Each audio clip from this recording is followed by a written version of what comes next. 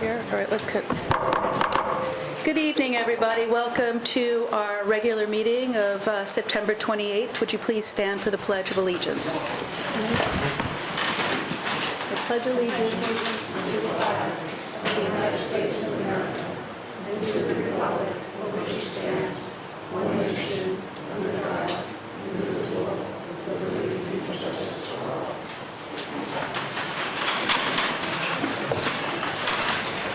Not a lot of energy in here tonight. Well, we'll see. I'd like to make a motion to approve the prior minutes of August 10th, 2015, our regular town board meeting. May I have a second? Second. Any discussion? All in favor? Aye. Any opposed? So moved.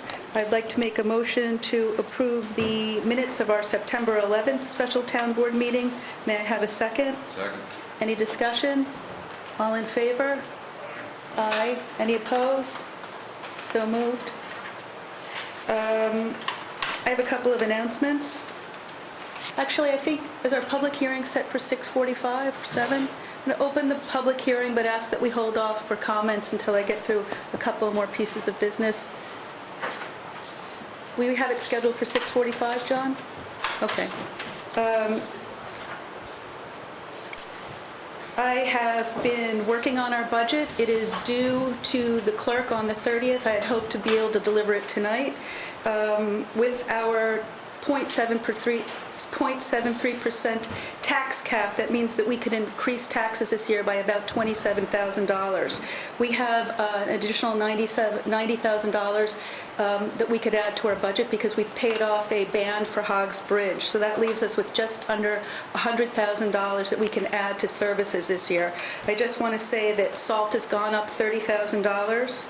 We have an additional $10,000 in fire protection, $13,000 for a park bond. We have over $10,000 in mandated union raises.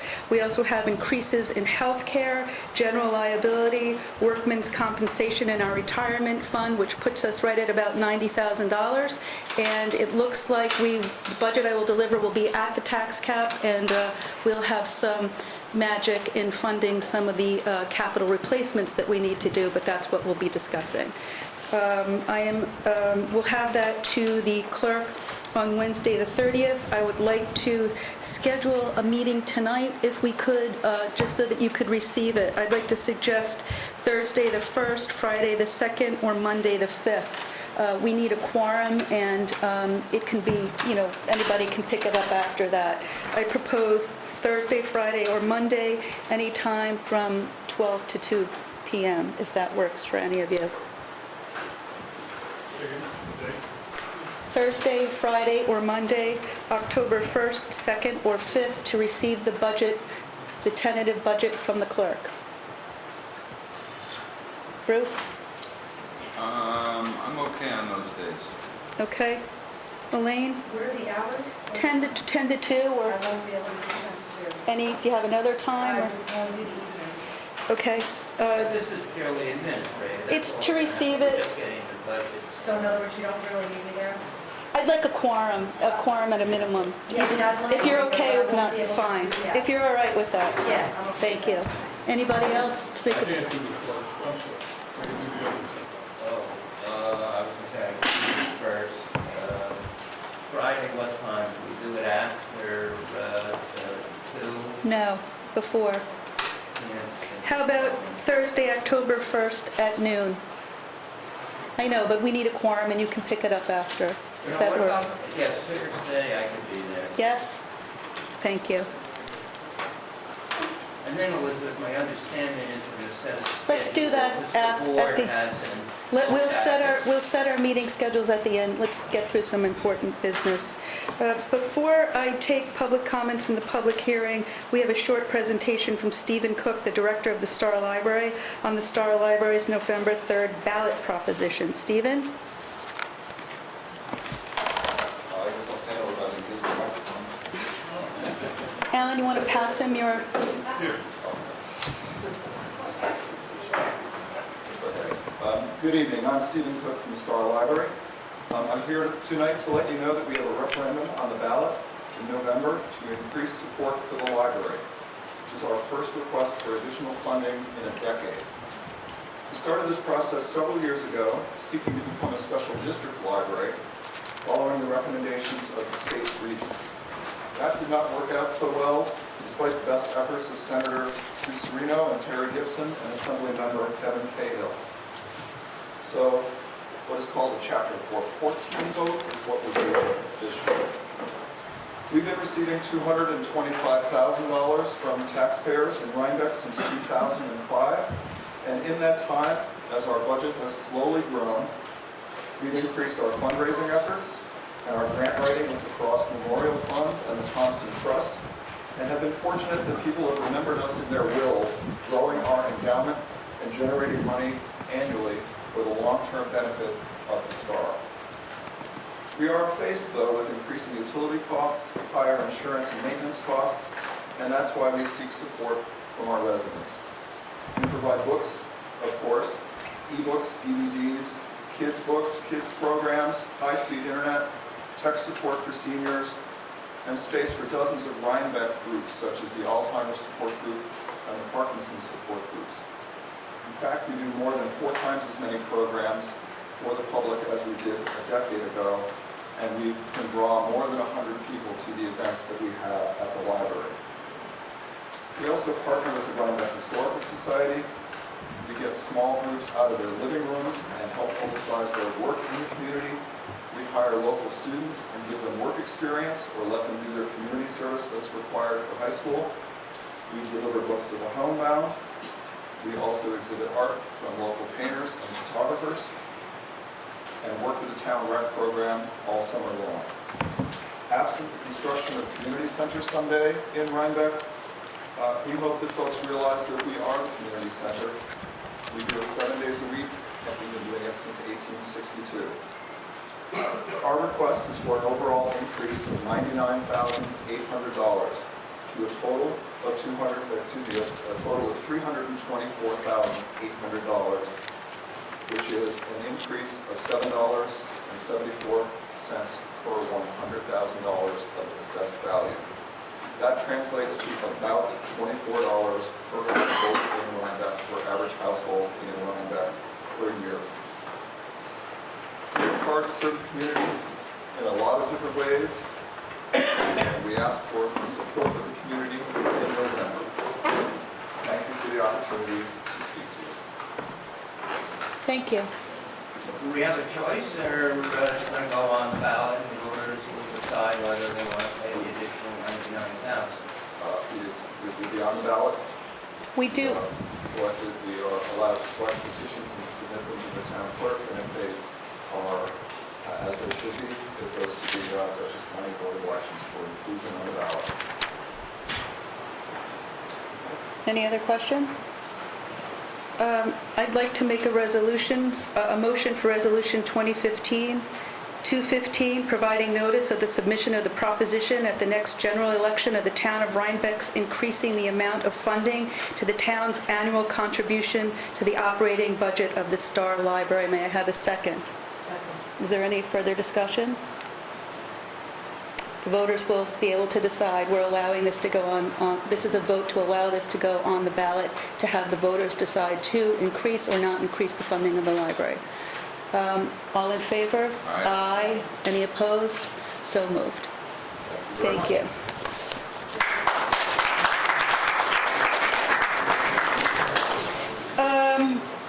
Our public hearing, we opened it a little while ago. I got through some business to get Stephen home early. We will be taking public comments. This is, I'm going to have Warren speak to it, but this is a continuation of, even though we closed the last public hearing, this is a continuation. But Warren, would you please?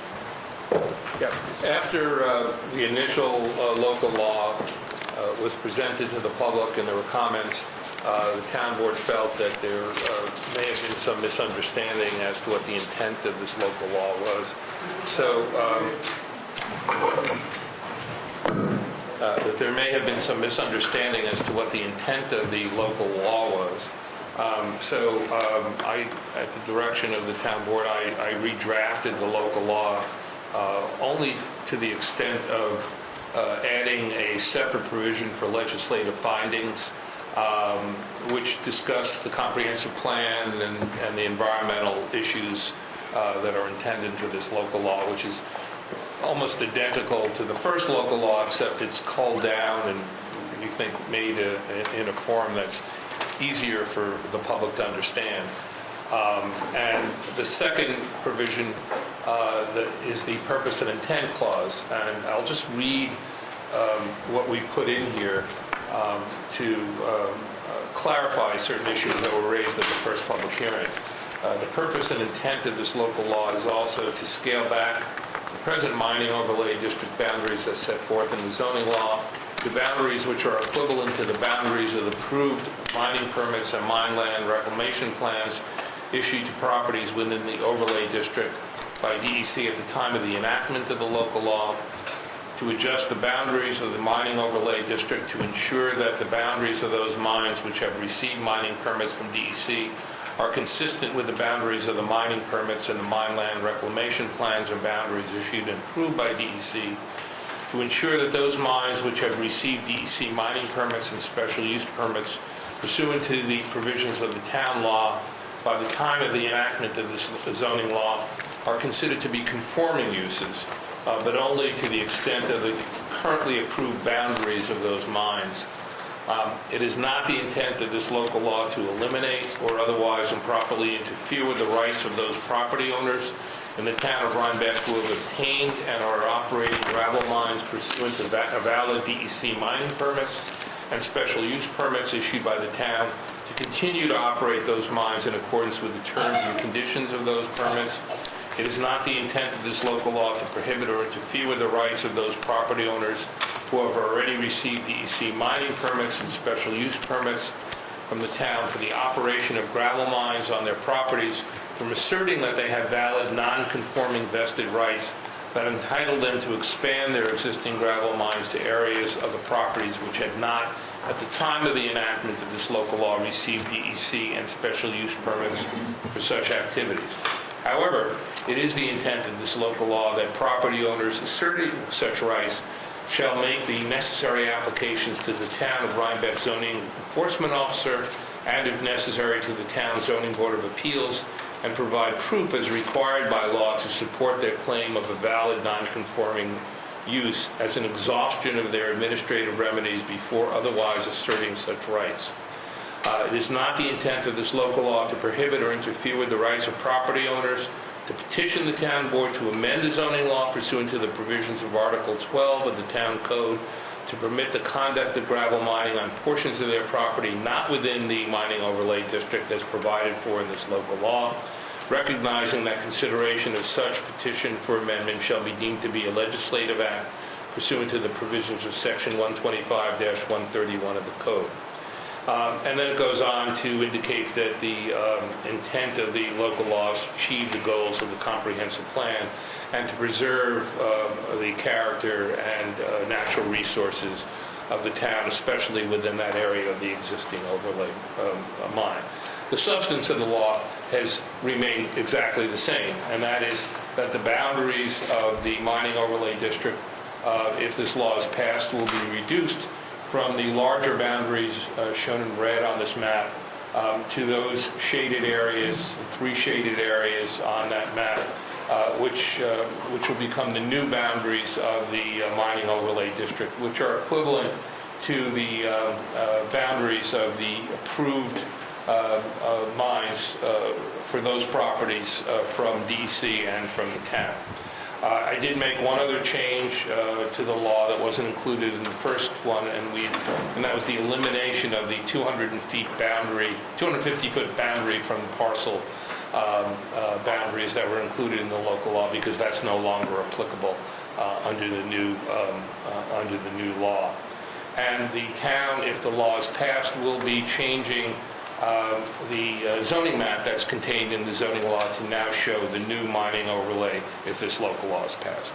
Otherwise, it's identical to the first law, but it was the hope of the town board and myself in drafting this, that this would bring a little clarity to what the town board was going to do and what the consequences of this local law were. That's it for me. Thank you. We're taking public comment. Any new comments that we haven't heard? Would anybody like to speak?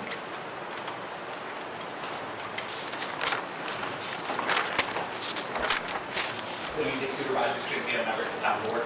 My name is Chris Stevens. I'm an attorney from the litigation department of Onshank and King, and I'm here tonight on behalf of Rhinebeck. Our position has been set out to you in great detail in all of the letters that we've sent, which will of course be part of the record. So rather than belaboring the points made there, I'd just like to make a couple of our strongest points tonight and encourage the town board to vote no. There are a number of reasons to oppose the proposed amendment, the most compelling of which is the fact that it's unconstitutional. The fact of the matter is the state's highest court has held on at least 3 occasions that conduct very, very akin to what the town is attempting to do here is an unconstitutional taking that cannot stand. I know that sand and gravel mining may not be the most popular land use, but it certainly is an essential one. And the fact of the matter is that sand and gravel and the mining that Red Wing does along with other companies makes it possible to complete critical public infrastructure projects. If the town passes this proposed amendment, it's going to make that impossible eventually. It's going to put a very strict timeline on the life of Red Wing's mine and any others. That's an outcome that nobody wants. In addition, Red Wing has established very clear vested rights to mine the property by making a two-pronged show. The first is that they've conducted mining operations on a significant portion of the property, and the second is that they've expressed an intent to conduct mining operations on adjacent portions. There can be no doubt as to the first prong, as Red Wing has been conducting mining operations for over 2 decades. Nor can there be any doubt to the second prong, as Red Wing has taken steps that include submitting an application to DEC to permit the expanded operation, making an application to the planning board, expending significant resources, and conducting years and years of environmental studies. And notably, the application to DEC was made not only before this proposed amendment was introduced, but also before the comprehensive plan was even enacted. In fact, it was Red Wing's manifestation of their intent to expand their mining operations that triggered the town's efforts that have now culminated with this plan to revise the borders of the mine overlay district. It's Red Wing's hope, sincerely, that this does not have to end in litigation. But Red Wing has an absolute need to defend its vested rights to mine. But at the end of the day, litigation means that both the county and Red Wing lose. The only thing that's going to happen is both sides are going to spend a ton of lawyers' fees, and whatever court this ends up before is going to implement and enforce the binding precedent of the Board of Appeals that says vested rights cannot be infringed. And the one other thing that I'd like to remind the town of is a letter that we sent fairly recently, outlining that just months ago, the 4th Department upheld the Supreme Court decision issuing $1.4 million in damages against a town that had overstepped its bounds and had tried to prevent a project that it had no authority to prevent. Similarly here, the town board has no permitting authority over this project, but has decided to step in and attempt to amend the zoning law in order to preclude it from going forward. In doing so, the town board would be overstepping its bounds and would leave Red Wing with no choice but to head to court to enforce its vested rights. It's honestly not my intent to stand up here tonight and try to threaten the members of the town board with a lawsuit and scare them into voting no. What is my intent is to stand up here and say that what the law is and how this runs afoul of the law. I sincerely hope that the town board will consider that instead of just considering political pressure, and that you'll make the right call by voting no when called upon to. Thank you. Chris, just tell me your last name. Stevens. Thank you. Would anybody else like to speak?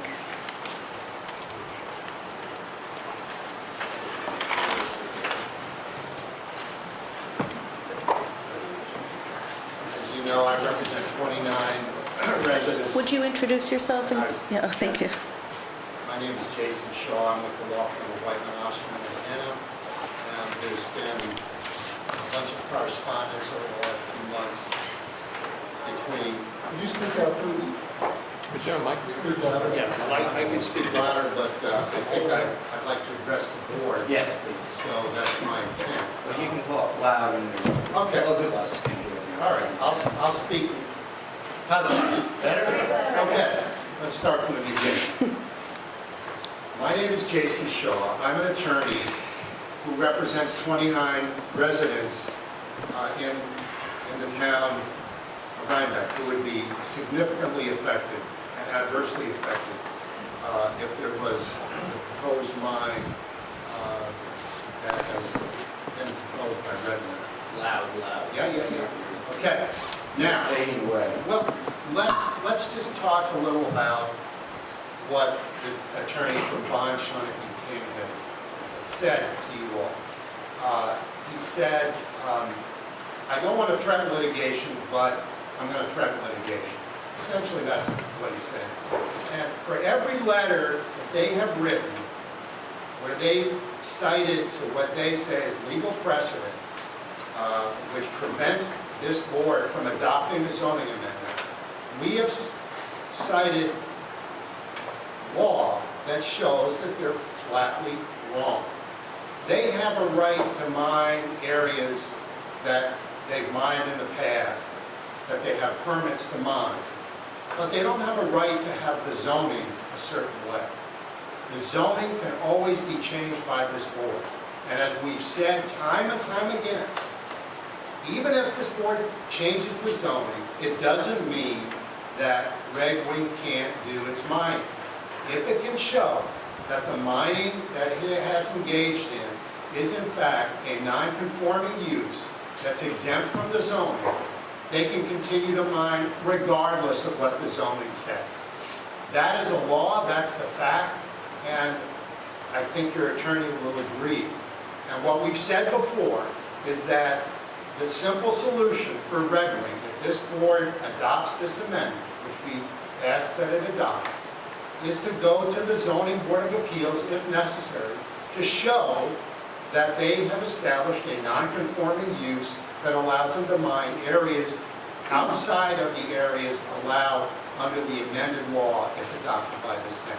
That's their remedy, and they have an absolute right to do that, and they may be successful. But they don't have a right to tell this board and tell this town what its zoning should be. And that's essentially what's going on right now.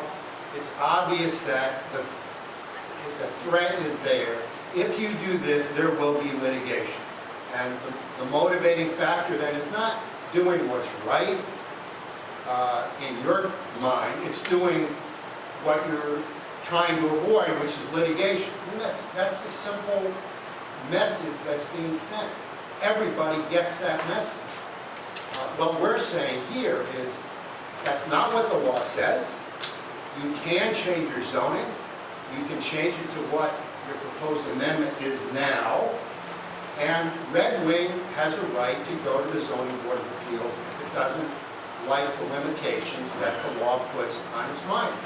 I can say this, that as recently as 2014, when Red Wing was doing some clearing work on the property, the DEC came in to investigate it, and Red Wing asserted at that point that the operation it was engaging in was agricultural and farming.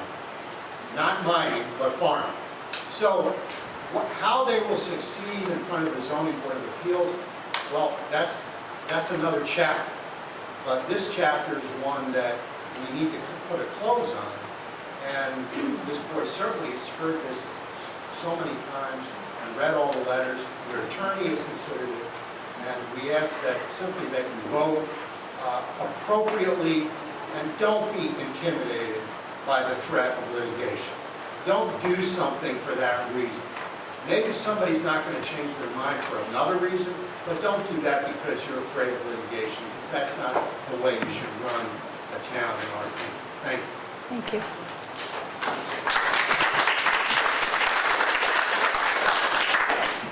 Would anybody else like to speak?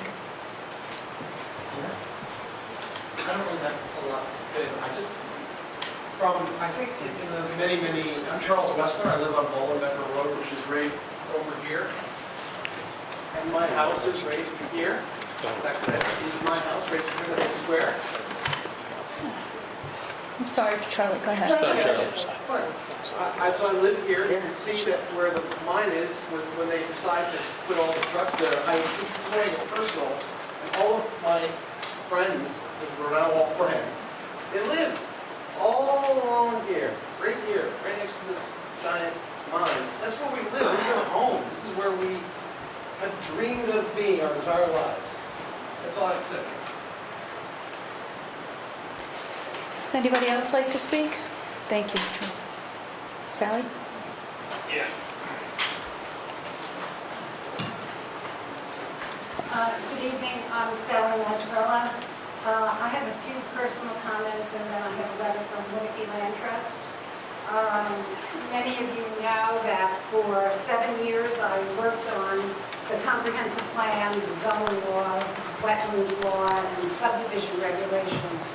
And I did that with a group of wonderful citizens in Rhinebeck, some of them your neighbors.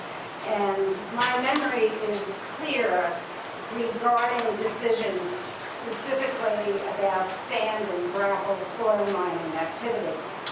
Both the Comprehensive Plan Committee and the Zoning Committee felt strongly that the existing mining activity should continue with our local excavators mining to meet the needs of our local residents and also our surrounding communities, looking at the Rhinebeck community, Red Hook, Clinton, and Milan. The committee wanted assurances that the spirit and the intent of the law would be that soil mining in the White Schoolhouse Road area not be expanded or grow into a regional operation. Clearly, the rural road network, it really doesn't have the capacity to handle regional activity. Think about the size of the trucks, the number of trips, the hours of operation, and all of this would have a tremendous negative impact on the people that live in that area. Certainly the quality of life, this gentleman mentioned the homes that line the road. These neighbors also would be diminishing home values, would keep people hostage in this neighborhood. And, you know, this gentleman talked about, these are the homes, these are something that they work for a lifetime, and this is what's being threatened. The committee, along with the Conservation Advisory Board, recognized the vulnerability of the rich natural resources of this land. Significant mine expansion would threaten existing rare habitats and compromise a major aquifer. That aquifer, the water that you drink, the water that you access on a daily basis, how many times a day. It gives you life, your families, your children, your babies, your grandchildren. It was obvious to the committee that limitations had to be established regarding continued soil mining activity in Rhinebeck. And so I truly urge the town board to vote in favor of the amendment. And I ask that you really stand with so many of the Rhinebeck neighbors in protecting the quality of life that we have all grown to enjoy. And especially urge you to continue to steward and preserve the rich natural resources that are so important for future generations. Sally, I understand your argument, but the 2009 board did not do that. It was the intent to do that, and I think that you know, the mapping was very, very complicated at that time, and if we thought about it long enough, we probably would have had a special study just on that area, and we did the best we could in terms of creating limitations. And I'm not criticizing, I'm just making a point that in their wisdom, the 2009 board did not do that.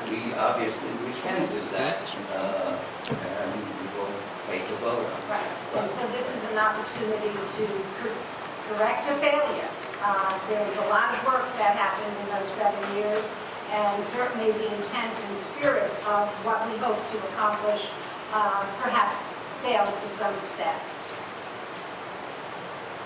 I have a letter here from the Winnicke Land Trust. I'm president of the Land Trust. It says, "Dear members of the board, on behalf of Winnicke Land Trust, I'm writing in support of the proposed amendment to the Rhinebeck zoning law that will correct and amend the boundaries of the mining overlay district to coincide with the life of the mine boundaries as shown on the DEC-approved mine land reclamation plan of any current existing mines having valid mining permits issued by the New York Department of Environmental Conservation. While Winnicke Land Trust recognizes the necessity of limited gravel mining in the region and does not generally oppose gravel mining activity, the expansion of existing mines in the White Schoolhouse Road area, a designated priority conservation area cited in the Rhinebeck Comprehensive Plan, will have serious implications for the environmental health of land, habitat, and water resources as outlined below. This is a land area particularly rich in natural resources and vulnerable to irreversible impacts. The land immediately west of White Schoolhouse Road is essential and rare habitat in which blending turtles have been found. Expanded mining on this land will have a pronounced and irreversible effect on this rare habitat, further endangering this vulnerable species. The DEC guidelines state that projects with potential impacts to blending turtles require a 300-foot no disturbance zone, clearly impossible to achieve if mining activity is expanded. Mining expansion will also compromise a Zone 1 major aquifer serving many local residents. Limiting mining on and along White Schoolhouse Road to existing mine areas will ensure the protection of irreplaceable water resources, particularly the potential contamination and compromise of the underlying Zone 1 aquifer. The characteristics of loose sand and gravel deposits provide an excellent natural filtration system over this aquifer. When that filtration system, the sand and gravel, is removed, the movement of groundwater and any contaminants or sediment into the aquifer will be quickened and the filtration compromised. Fuels and lubricants used in sand and gravel mining would have quicker access to the water table, and increased mineral precipitate to the water table is likely. The existing permitted surface excavation mining operation did not entail these impacts, whereas significant mine expansion will compromise this major aquifer. Chapter 9 of the Rhinebeck Plan unequivocally calls for all aquifer recharge areas to be designated critical environmental areas and for the town to have strict controls of potentially contaminating activities, especially on Zone 1 sand and gravel surface areas where recharge is quickened. The Rhinebeck Plan further identifies this parcel as part of the Slate Quarry Priority Conservation Area within which habitat protection is essential. We ask that the town board weigh in favor of this amendment to zoning protecting these resources clearly identified in the Rhinebeck Comprehensive Plan, respectfully submitted by our Executive Director this evening.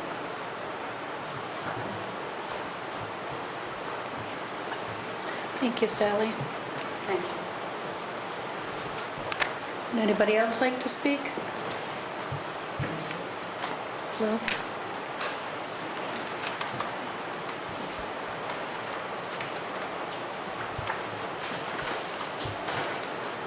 My name is Louis Amano. I live in West Louis Road. Before I begin, though, I would like to thank you, Sally Mazzarella, for your wonderful presentation. You've demonstrated over the years that you are truly a person who's devoted to the well-being of Rhinebeck. Yes. And tonight, repeat that? Yes, please. Speak of the mic. Thank you. I don't think the What I mic, said was that Sally Mazzarella. excuse me, the mic won't bring sound into the room, it's only for the camera, I apologize. We don't seem to have a microphone tonight. It's worth repeating. What I said was that Sally Mazzarella has demonstrated over the years that she is truly dedicated to the well-being of Rhinebeck. And tonight's presentation was no exception. And for that, I am appreciative and grateful.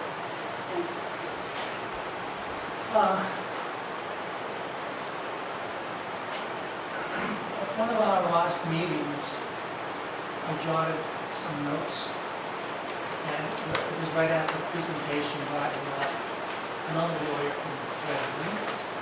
And I looked it over tonight, and I was kind of surprised at how those remarks that were made, and have been made perhaps consistently, still seem to be made in the same way. Basically, this is a shorter version, tonight's version is a shorter version of that last one, which was basically noteworthy for its hectoring and bullying tone. It was designed to intimidate and to install fear on those who were opposed to Redmond's designs on White Schoolhouse Road. He talked about illegality and unconstitutionality.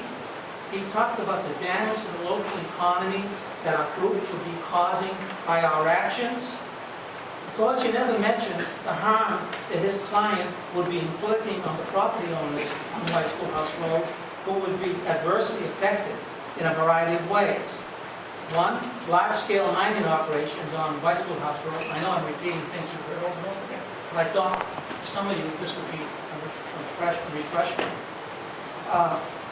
These large-scale operations would have a huge impact on property values.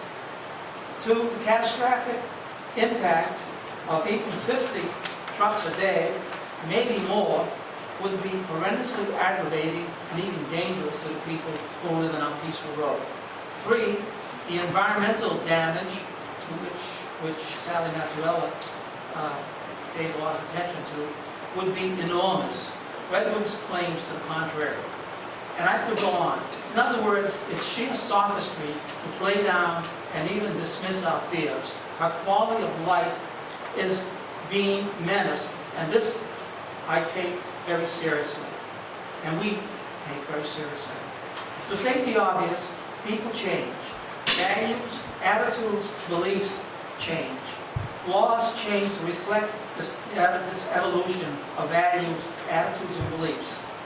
What was acceptable and condoned behavior by businesses in pursuit of the bottom line is no longer considered appropriate or acceptable, and our legal systems have reflected this. Thank you.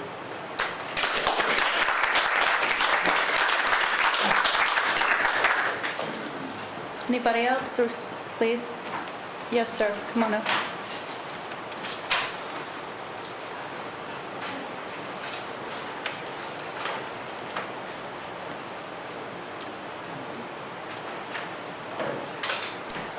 My name is Eric Blow. I live just outside the village here in Rhinebeck. I'm a member of the planning board. I voted against this change in the law as I saw that it represented a taking that was not, that was not compensated. But having said that, I understand about how people feel about expansion of a mine in an area that is residential and rural.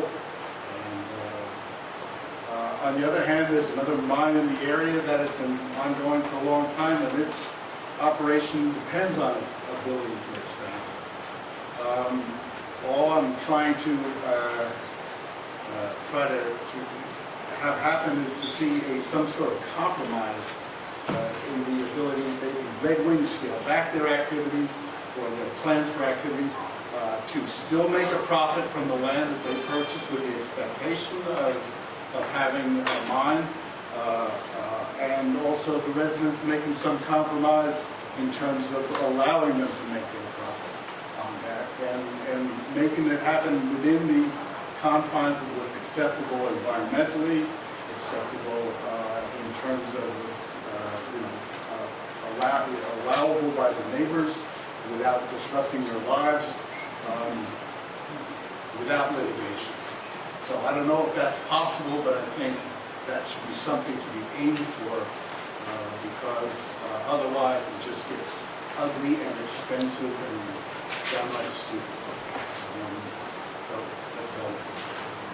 Thank you. Anybody else wish to speak?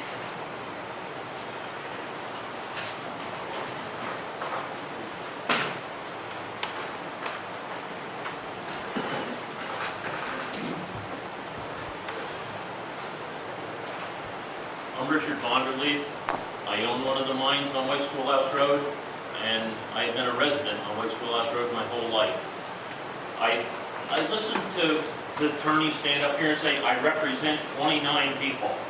We're going to pass a law in this town for 29 people? Let's do what's right for the community. Everybody needs sand and gravel. Why can't we weigh this thing out? We can put a man on the moon, but we can't figure out what to do with this traffic on White Schoolhouse Road so everybody's happy. Give a little, take a little. I'm the guy that come up on the short end of the stick when they passed a comprehensive law, because they did it so rapid. Before anybody knew what was going on, they slid it right under.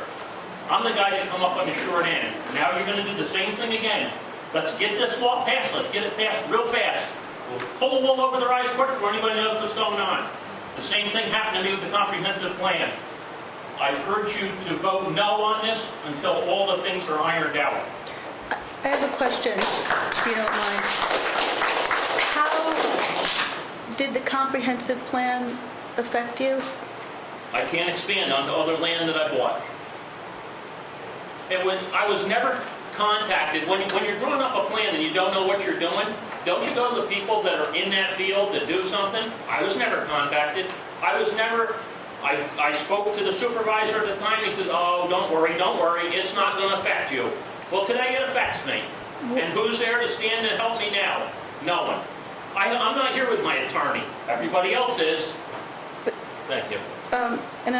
One other comment. We've been deliberating for this for a year and a half, so I don't think we've really been sliding. There's no attempt to slide something through. I don't think the proper channels have been gone through to find a solution to the problem. We're just going to pass a law. The last one didn't work, let's pass another one that's not going to work. Thank you. It's going to cost the taxpayers money. It's not necessary. Thank you. Would anybody else like to speak?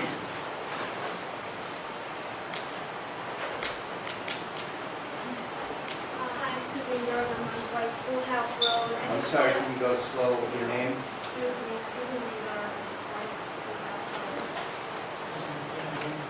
I'll speak louder. All I want to say is that although our attorney only is representing about 29 of us, we have 1,000 names on a petition. We have a lot of people who are not here tonight who support the amendment. Everybody I speak to and our friends speak to support the amendment. So it really is not just about 29 families. And also, we found out about the plan, the expansion, 2 years ago, a week from now. And we had no knowledge of the expansion plans before that. So we have been at pretty much every planning board meeting, as well as every town board meeting, speaking up about this expansion proposal. And we have been very supportive of the boards and the comprehensive plan and the passage of the amendment. The compromise that Mr. Ball mentioned is the existence of there's room for the comprehensive plan, which is existing mines, approved existing mines. That is compromise. That there is mining allowed. I am not an attorney. I can't speak with great knowledge about this, but I do believe that our attorney has done a great job of informing us and us passing along on our website as well as our Facebook pages amount of information about why the mining expansion will be detrimental to all of us. It's not just about 29 people. And we are not at all against our local miners mining on White Schoolhouse Road as they have done so for many years. What Mr. Bundle is speaking about is land that he owns that is not approved for mining. That's all I have to say. Anybody else like to speak? Hi, my name's Pat McLaughlin. I got very much involved with comp plans, the whole process. I even got involved with the Open Space Affordable Housing Committee. I'm just here to validate what Richie had to say. The mining got completely overshadowed by what happened with the upzoning or downzoning or whatever you want to call it. My property was 5-acre zoning and that went to 10-acre zoning. That was a major battle for the whole comp plan. So I just want to validate that. And towards the end of the comp plan, when things were when it was finalized and being voted on, things were snuck in. So I just want to put that out there, because a lot of you probably weren't even involved. If you're a new board, you weren't even involved in that process. But I just want to validate that part. Thank you. Everyone in town was a part of the process. Excuse me, Can you address us over here? Excuse me, it's addressing the board, not the public. I'm sorry, it's a public hearing for us. I'm Claire Brandt, I do not live on White Schoolhouse Road. But everybody in town was allowed to be part of the comp plan if they chose to be. I remember days in this room when we all broke into groups and left things on the wall and went around and voted for the things that might or might not be in the comp plan. If Mr. Von der Lee feels he wasn't part of it, he could have been, but he obviously chose not to. But the comp plan was done in a very thorough way, taking into account all the citizens' desires and hopes. I just want to remind anyone who wants to speak that you're addressing us. It's a public hearing for us to hear your comments. Would anyone else like to speak? Anybody?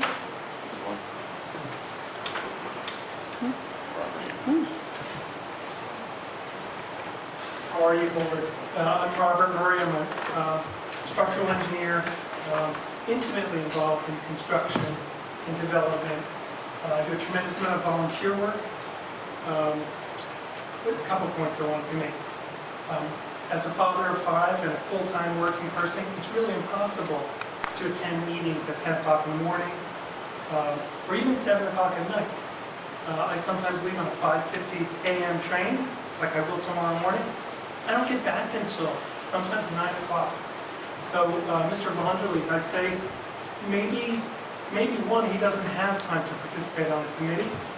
And I take strong objection to the suggestion that the board considered everyone.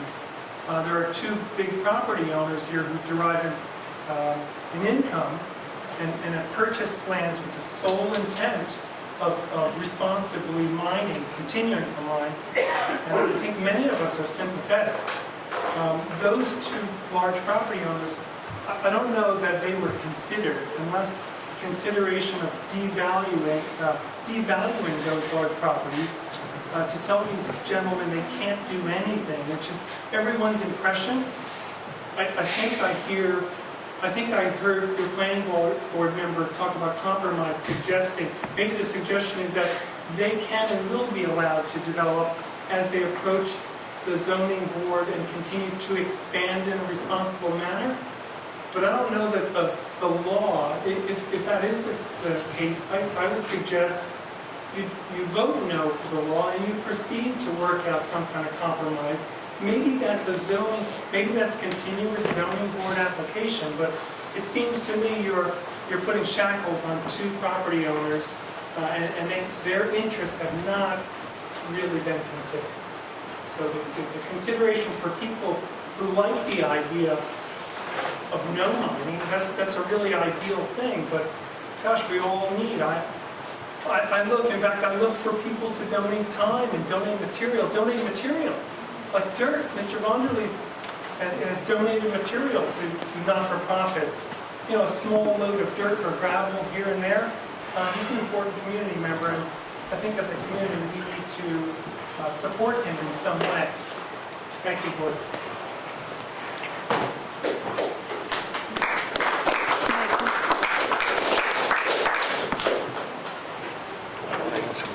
I'm not sure, maybe I didn't get Addressing the client, I just already understand, but just a couple of points there, and Robert just made.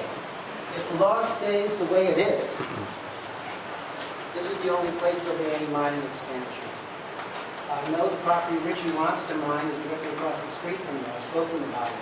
I don't object to Richie doing that if you can find a way to get it through an amendment process, which the town does have. Richie's been a good neighbor. He's been an excellent person preserving the property, using it well. He never have any trouble with his trucks, things like that, so someone else comes on his property and takes gravel away, drives, and he gets a complaint about that driver, he makes sure that that person never does that again. So this is not against Richie. The only way Richie can mine on the property that can mine on is through the amendment process. If this stays just the way it is right now, if you vote no on this amendment, that does not help him. So the other point that I would like to make is that what Eric was saying is that there is no compromise possible because of the mine land reclamation law. State DEC totally controls the operation of all mines. The town cannot tell DEC, we'd like to do a little bit, we'd like to do it this way, whatever. They can make recommendations to DEC. DEC makes the decisions. The only authority the town has under zoning, under land use law in New York State, is to zone mining in or out. There's the amendment process that if someone wishes to mine on a piece of property outside the mining overlay district, either as it exists, which is what Richie's going to have to do no matter what happens here tonight, or within the other property is through the amendment process. Two different organizations, well, one family, John McGuire was another contractor here in the town, and the core group both found through the new zoning law they couldn't do what they wanted to do on their property. They could have done before the new zoning law went into effect. They went through the amendment process through the town board. Both of them were successful. It does work. So we're constrained by the laws. The state law does tend to trump town law. We're constrained by what we can do within the legal system that we have. This law tonight will protect our community, protect the people who live out there, will protect a very valuable resource for our community, but it will not prevent Richie from doing anything he can do right now. So that was for me because I don't really know all that, but I need to be stated. Anybody else?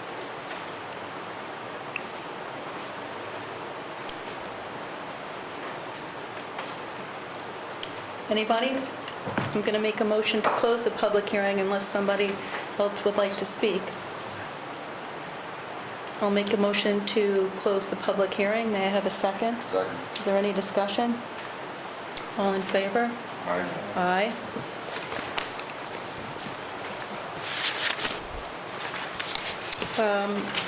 I think,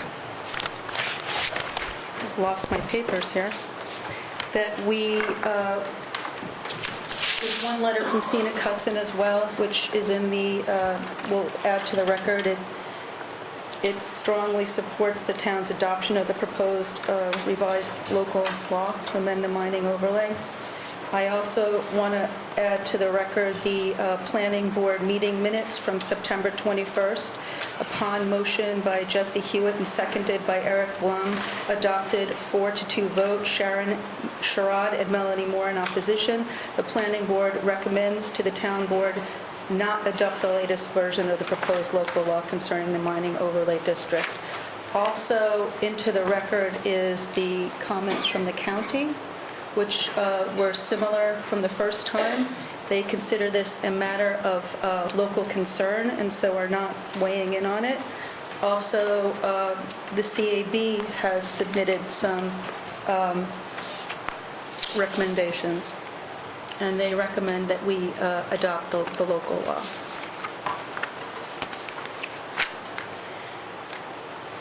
I'm going to invite the town at this time, the town board members, to comment or speak or have any public discussion about how you feel or how you'd like to vote. We haven't discussed this publicly very much, so I think this is the time to do that.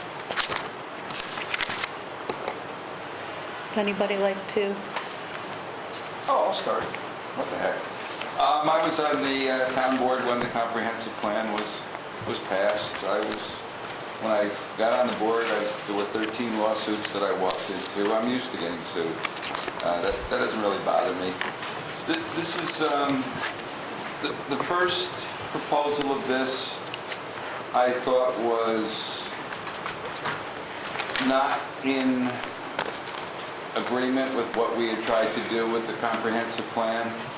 I thought that it was written in a way that just throttled down and choked off mining. And I don't believe that was the intent. I believe the intent was that small-scale mining, which is what we were thinking of, would be able to continue, and we just wanted it to be in that area. And I think the rewrite, whether people agree with it or not, says there is a process now that small-scale mining can continue. And I think the motivation for all of this is mega mining, large-scale mining. And that's what everybody's afraid of. We don't allow big box plants in stores in here, and for pretty much the same reason. It's not characteristic to Rhinebeck. So I'm not really in favor of the mega mines, and at this point, while this seems like a lawsuit waiting to happen, I agree, from probably every front, I'm not in favor of, or I'm in favor of this at this point. I also think, Rich, that we've done as much as we can. You're going to have to do something, but I think the process is there so you'll be able to get to that other property that you have. And I don't think with the way it was before that you could do that. I think that could have been abused. So that's where I am. That make sense? Well said. Elaine, would you like to say anything? Yeah, I have to say, number one, that I do think there was some room for compromise that didn't take place. Granted, we have limitations, but I think that there could have been more compromise. I am not in favor of the amendment. I think that we're adding another layer of bureaucracy. I don't think that's necessary. I would have been in favor for spending more time to do this the right way and figure out a reasonable mining overlay that would work for everyone. As an optimist, I believe that's possible. So I can't say that I can support this law. I'm not happy with the way it happened. I would have preferred something that didn't add this other layer of bureaucracy and make it impossible for people, once the existing mining is exhausted, to have to go through all these different layers. You've got working class people. I think this was said before, and I completely agree with it as far as participation at some of these meetings when this took place. I come from a working class family, and it's very difficult for people that are working sometimes till sundown to come and make these meetings to participate.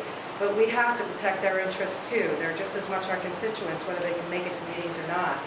I wish this had been handled differently. I am against large-scale mining. I grew up in this area. I live on a very rural road, and I'd like to preserve that too. I just don't agree with the way this whole thing happened, and I don't think we're ready for this kind of position right now. That's my own personal opinion. So I don't support it. I have one more comment, I'm sorry. Can you come back after everyone? Yeah, just let me say Go that. ahead.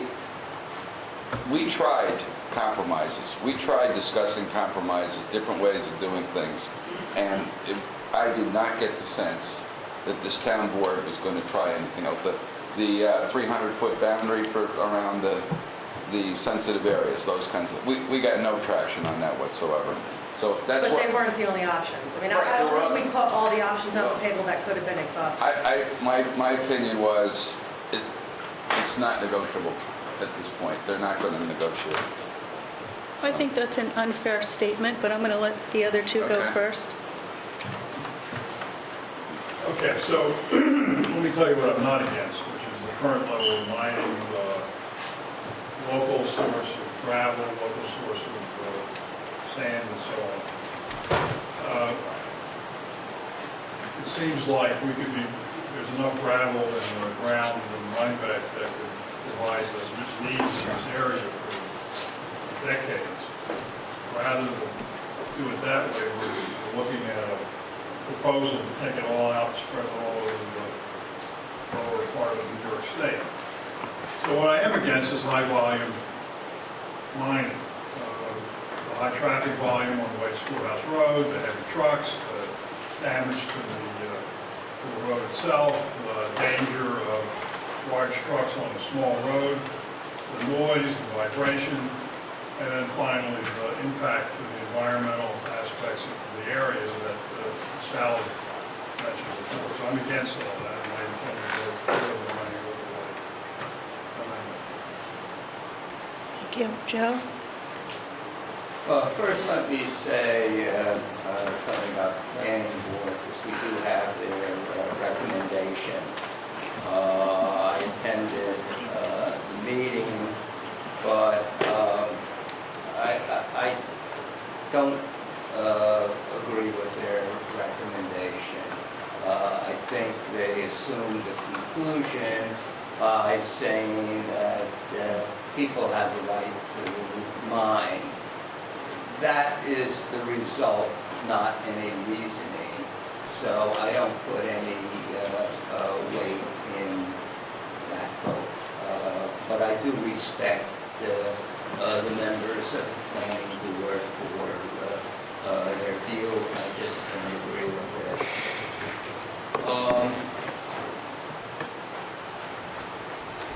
I think that large-scale mining along White House School Road will endanger the health and safety of the residents of Rhinebeck. We know that White Schoolhouse Road is a narrow, winding, rural road. It's not suited for heavy traffic. Aside from the safety issues, I believe the area is environmentally sensitive, and that mining will deteriorate the environment. The aquifer and wildlife needs to be protected, and we certainly have heard in the past a lot about the conditions of Slate Quarry Road and how dangerous that is. We have heard from Red Wing's attorney that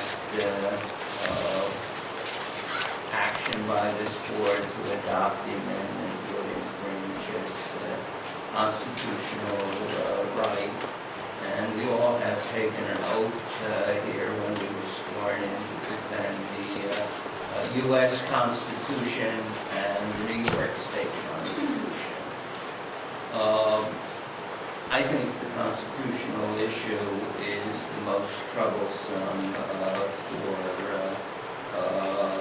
me.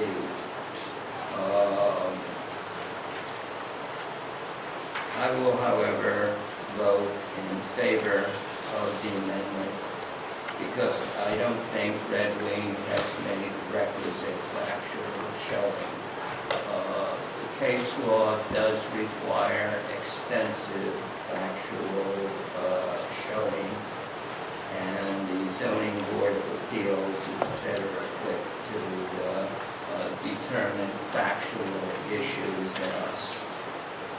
I recognize that action by the town board may lead to extensive litigation lasting many years. Based on 40 years of experience as an attorney, I believe that litigation is not the best way to resolve an issue. Years are going to go by before the issue is ultimately decided in a court. In particular, the Second Department, where the case would be argued on its way up to the Court of Appeals, has a tremendous backlog. We are waiting for 2 years after briefs have been filed for an oral argument. Lawyers for both sides, no doubt, have told their clients that they have a good chance of winning. However, the results of litigation are uncertain. What is certain is that each side will spend hundreds of thousands of dollars for an uncertain result. Therefore, I urge the parties to discuss the situation and propose to the town board a resolution which can ultimately be adopted into law to meet the needs of all concerned. So I do believe that there is a ground and an interest both of the town and of those against the amendment to reach some kind of accommodation. And I'll go last. I believe that the actions proposed in this local law are consistent with the wishes of the comprehensive plan. I am opposed to large-scale mining in Rhinebeck on White Schoolhouse Road. We know a lot more about the area now than we did when the comprehensive law was passed in 2009. We know that it's a critical environmental area. Sally has spoken about it. We've had reports from Hudsonia. We know it could affect our water, our air quality, and the quiet enjoyment for many residents. We on a town level cannot regulate mining. The state regulates mining. I am in favor of the small town mines that exist. I know that this is difficult for the small local miners, but there is a remedy. The remedy is to apply to the town board for a zoning amendment. The land that Mr. Vonderleef wants to mine was bought after the comprehensive plan, as far as I can tell, and when he bought it, it was not allowed to be mined. So we are not affecting him. I would urge Mr. Vonderleef to apply to us. I would urge Red Wing to apply for a small mine. What troubles me is hundreds, 90 acres being mined at once. It's not what I'm in favor for my community and for the people who live there. I believe it's in the public interest, it's best for the residents, and it's best for Rhinebeck to support this amendment, and I will vote for it. Does anybody else have any other comments or discussion? I would like to make a motion for resolution number 2015-202, adopting the local law number to be determined of 2015 entitled "A Local Law Amending the Town of Rhinebeck Zoning District Maps Established Pursuant to the Town Code, Chapter 125, Zoning, Article 2, Establishment of Districts, Section 125-16, Zoning District Maps, and amending the boundaries of the Mining Overlay District, MI-O." May I have a second? Is there any further discussion? It's a local law. I'm going to do it by roll call. Elaine Fernandez? No. Bruce Washburn? Aye. Alan Shear? Aye. Joe Gelb? Aye. And I vote yes. The motion passes. The local law passes 4-1. Thank you. Do we have a number for the local? Yeah, I'm I'd gonna like to have a number. motion for a 5-minute recess. May I have a second? Second. I'd like to call us all back and No, Bruce around. Order. Where'd Bruce come in? I don't know, they left. Got a few. All right, I'd like to make a motion to come back into session. May I have a second? Thank you, Bruce. We're so... Just make one, I just want to, one thing for the record. Warren just wants one thing for the record. I think he's giving us a local law number. Yeah, so the record should reflect that the law you just passed was local law number 4, 2015. Thank you, Warren. We're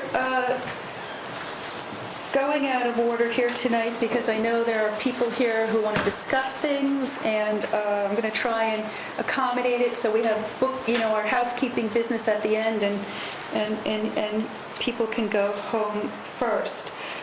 First, item number 16.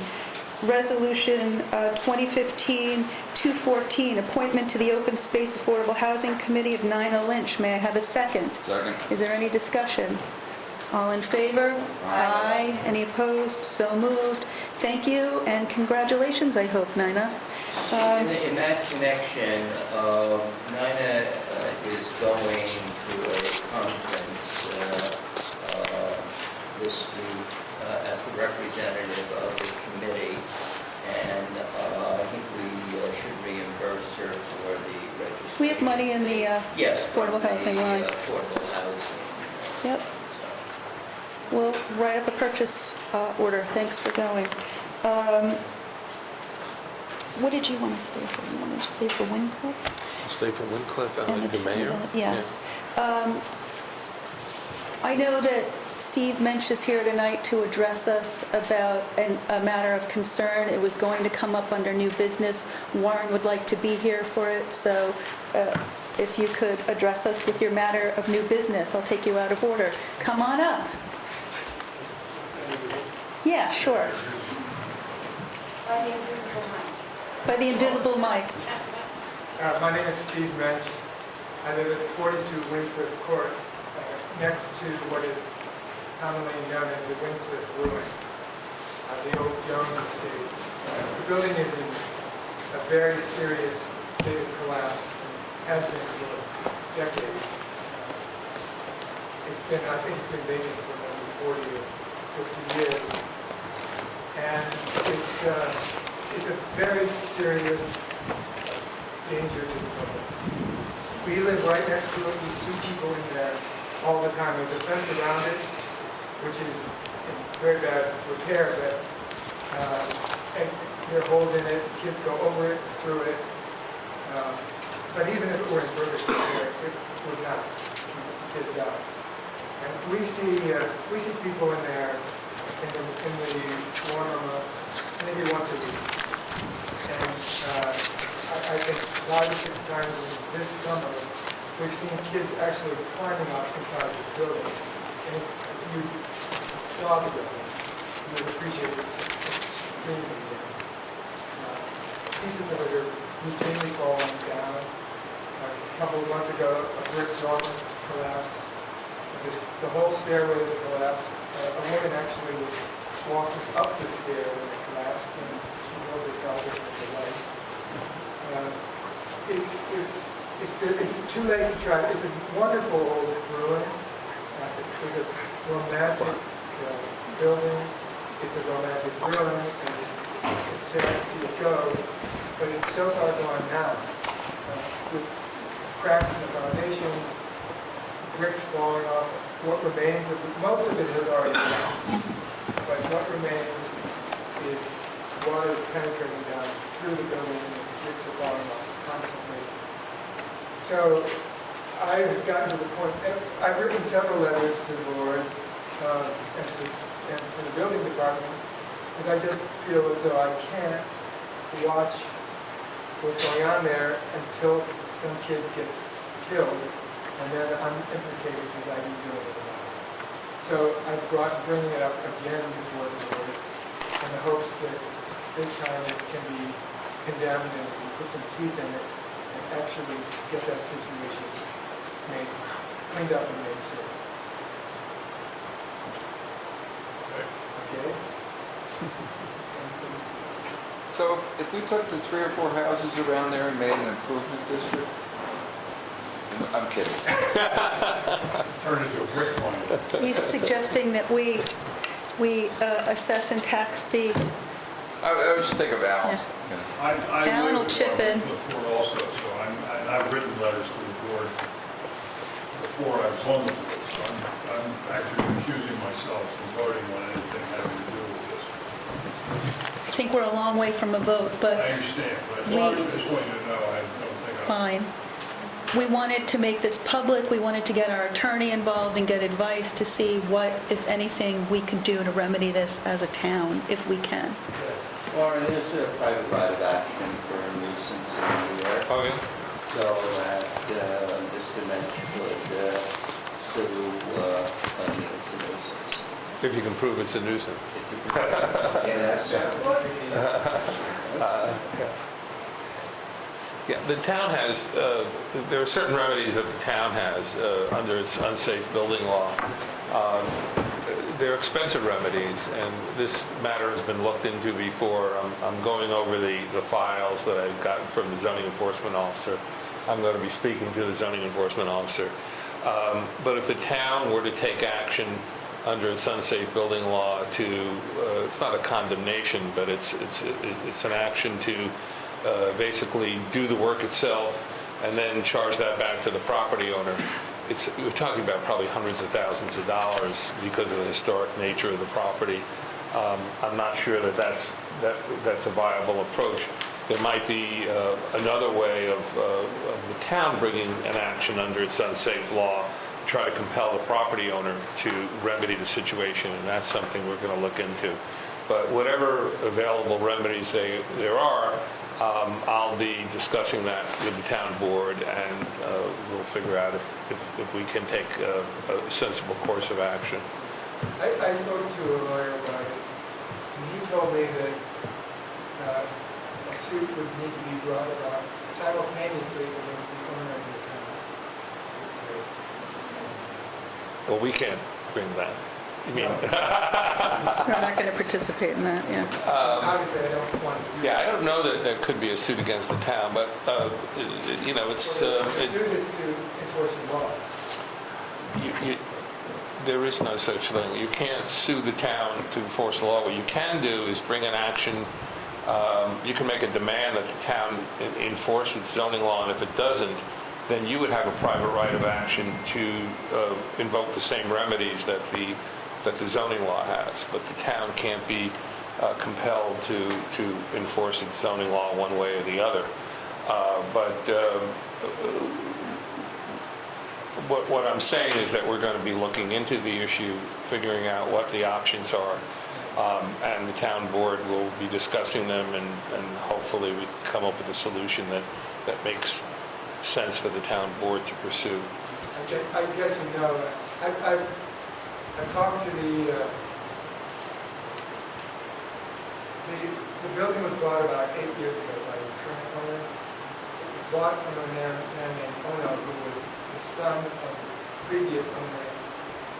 He inherited the property. He sold it to the current owner 8 years ago, and for the last 7 years, he hasn't received his mortgage back. He hopes to. And so it's in court in New York, but he hasn't been able to get it. He said the opinion was There's a mortgage foreclosure action pending? there. It has been for years. Really? I don't know why he can't get active.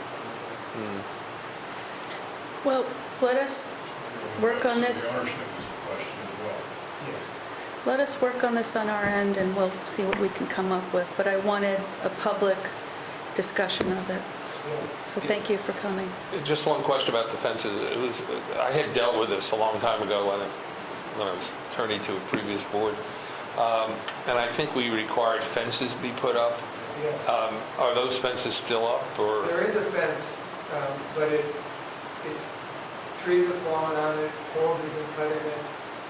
The lot is occasionally cut off from the gate. There's no lock on the gate now. Greg put a lock on just to try to keep kids out of there, but they're not locked. But even if it's so easy to get over that fence. When the Catholic was bought the Holy Cross property, I was working for them as an architect. I still am. They put a 10-foot cyclone fence around the whole thing, and that didn't keep the kids out. Really? But that's not the remedy. We need barbed wire and a guard tower, I think. You need a guard. Welcome to Rhinebeck. but that does raise an interesting all right, let's- question as to whether the owner of the move this. property I think we got to cut. has to, what lengths they have to go to protect trespassers on their property.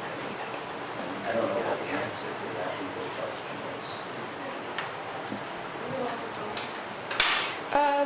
I think this is a presentation for, sure, sure. Which is this site is listed on the internet, on Atlas Obscura, with pictures. I can't hear you. This site is listed on the internet. Could you, Dorothy, could you come up and introduce, I'm sorry to make you, yeah. There's no quick comment from the audience. And speak loudly. Yeah.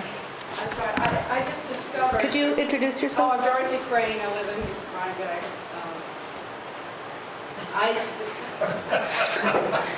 Thank you. This site is listed on the internet on the site Atlas Obscura, which is a fairly well-known site. All you have to do is type in Rhinebeck. You get pictures. As an old ruin, it's a very cool place to go. So what I'm saying is that nationally, anybody coming who's interested in It's a tourist attraction. Yes, when you talk about seductive music, it's got international, that's all. All right, we will look into it and we'll see if we can come up with something. Thank you for coming. I'm going to move along. Heath, Mayor Tortorella, I see you back there. I'm assuming you're here for dog discussion, for agenda items. You want to come up and we can talk about, we'll just,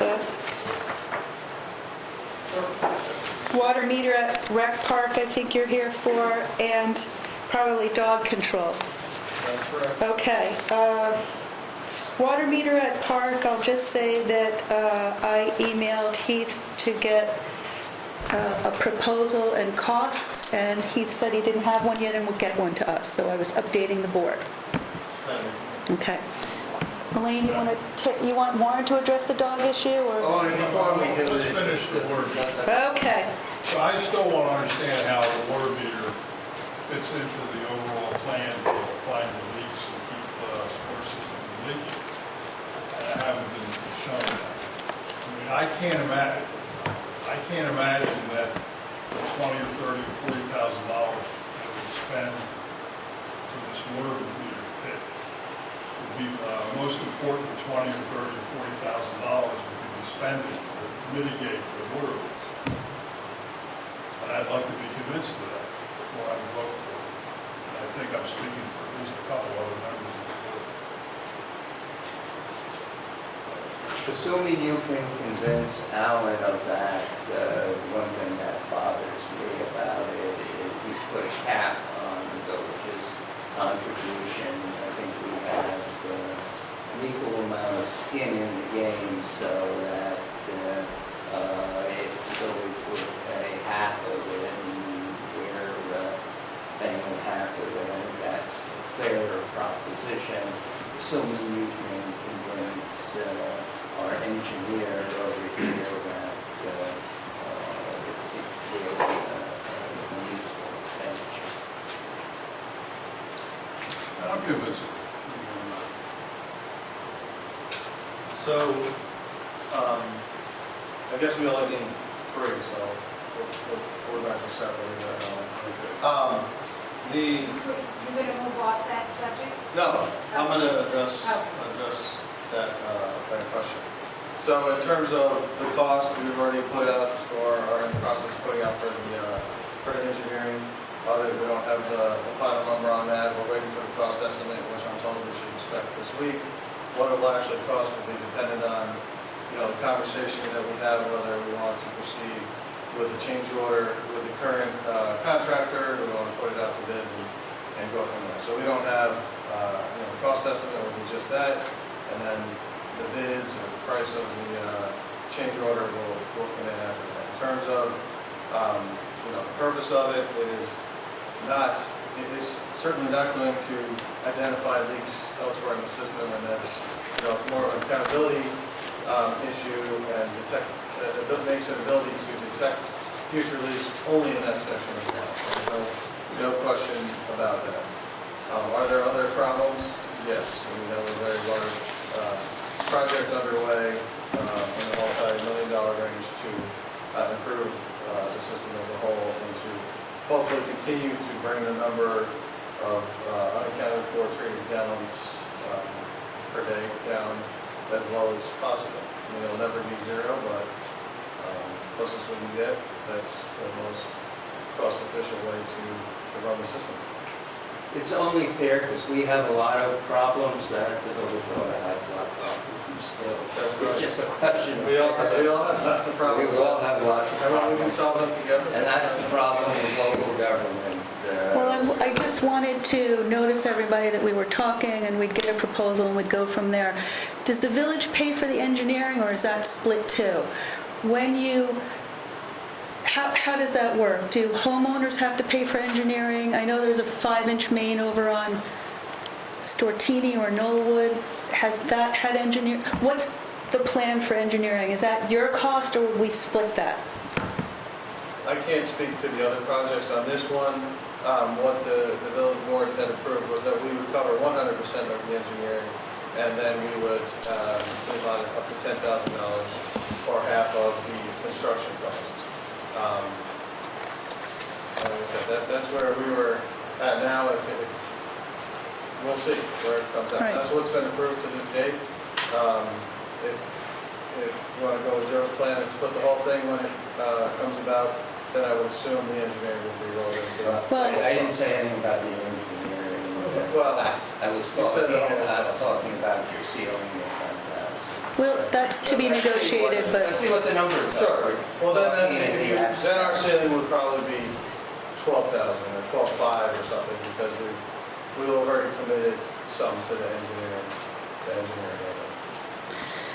it. okay, to be continued. Can I ask a question? Sure. One of the things I'm concerned with, I met with a person that can work on the stone walls at the front entrance, Okay. and it's, I think, very close to the area that work would need to be done.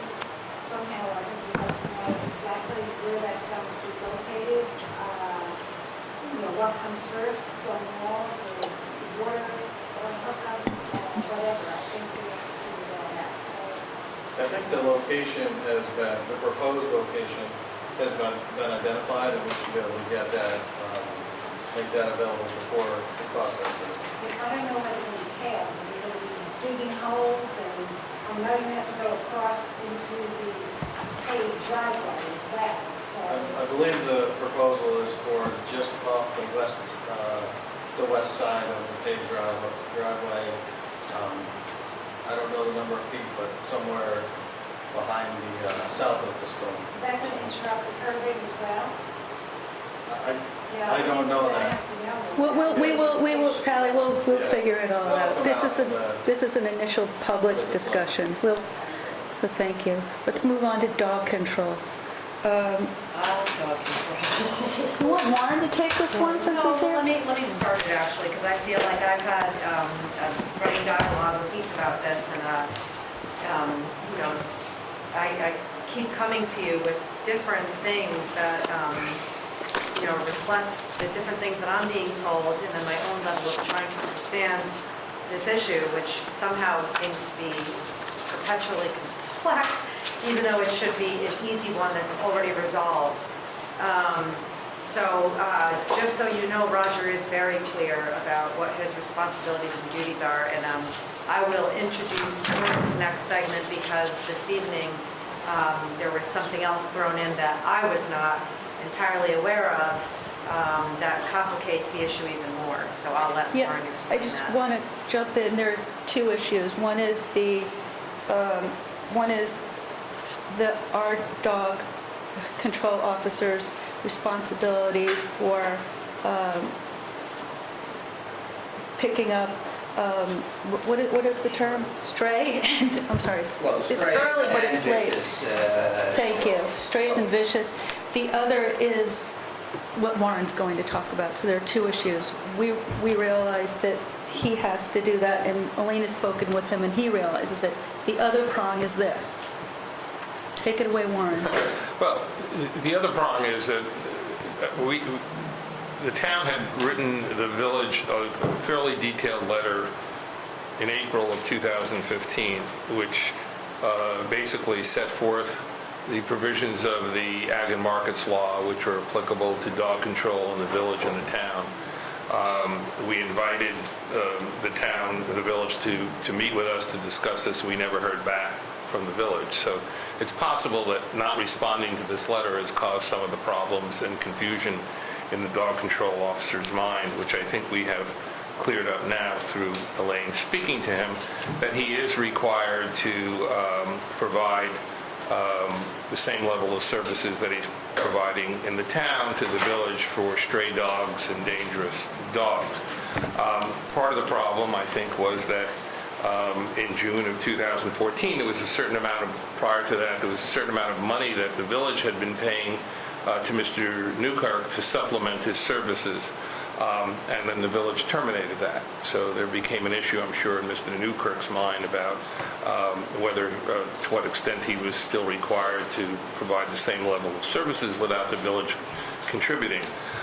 But the bottom line is that the town is only obligated to spend on dog control an amount equal to what it takes in dog license fees.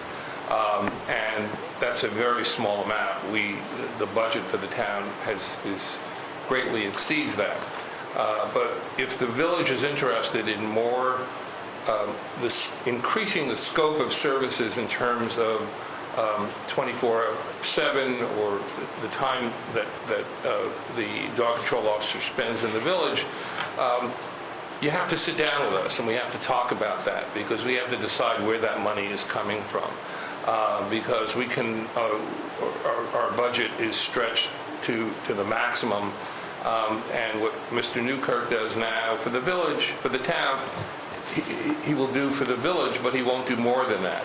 If you're seeking to make him available on a 24/7 or during the day, which he doesn't currently do, then we have to sit down and talk about how we get the money to do that. And so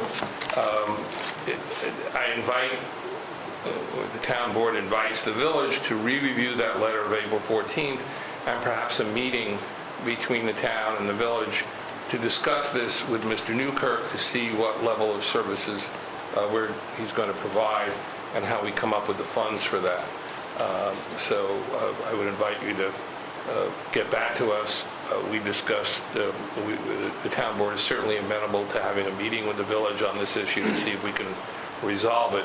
But in the short term, the issue regarding Mr. Newkirk's obligation for stray dogs has been resolved. Elaine has explained that to him, and he understands that he's obligated to do that. However, he's not covering us during the day. We don't have daytime coverage. Okay. So I can get back to you now.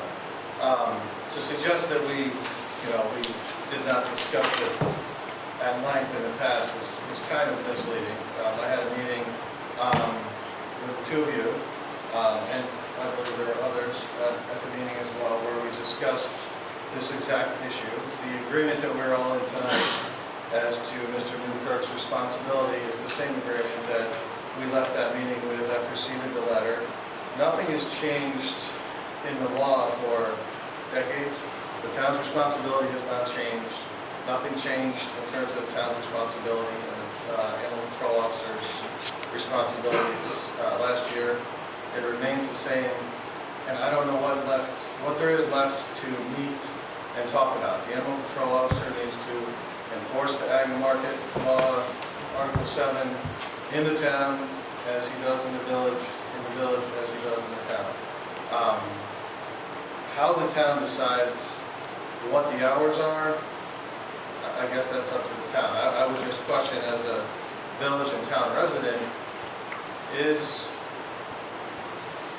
a couple hours in the evening and sometimes on weekends, is that adequate? If there's a dangerous dog, is that an adequate answer for our elected officials to say, well, sorry, deal with the dangerous dog between 8 and 5 every day?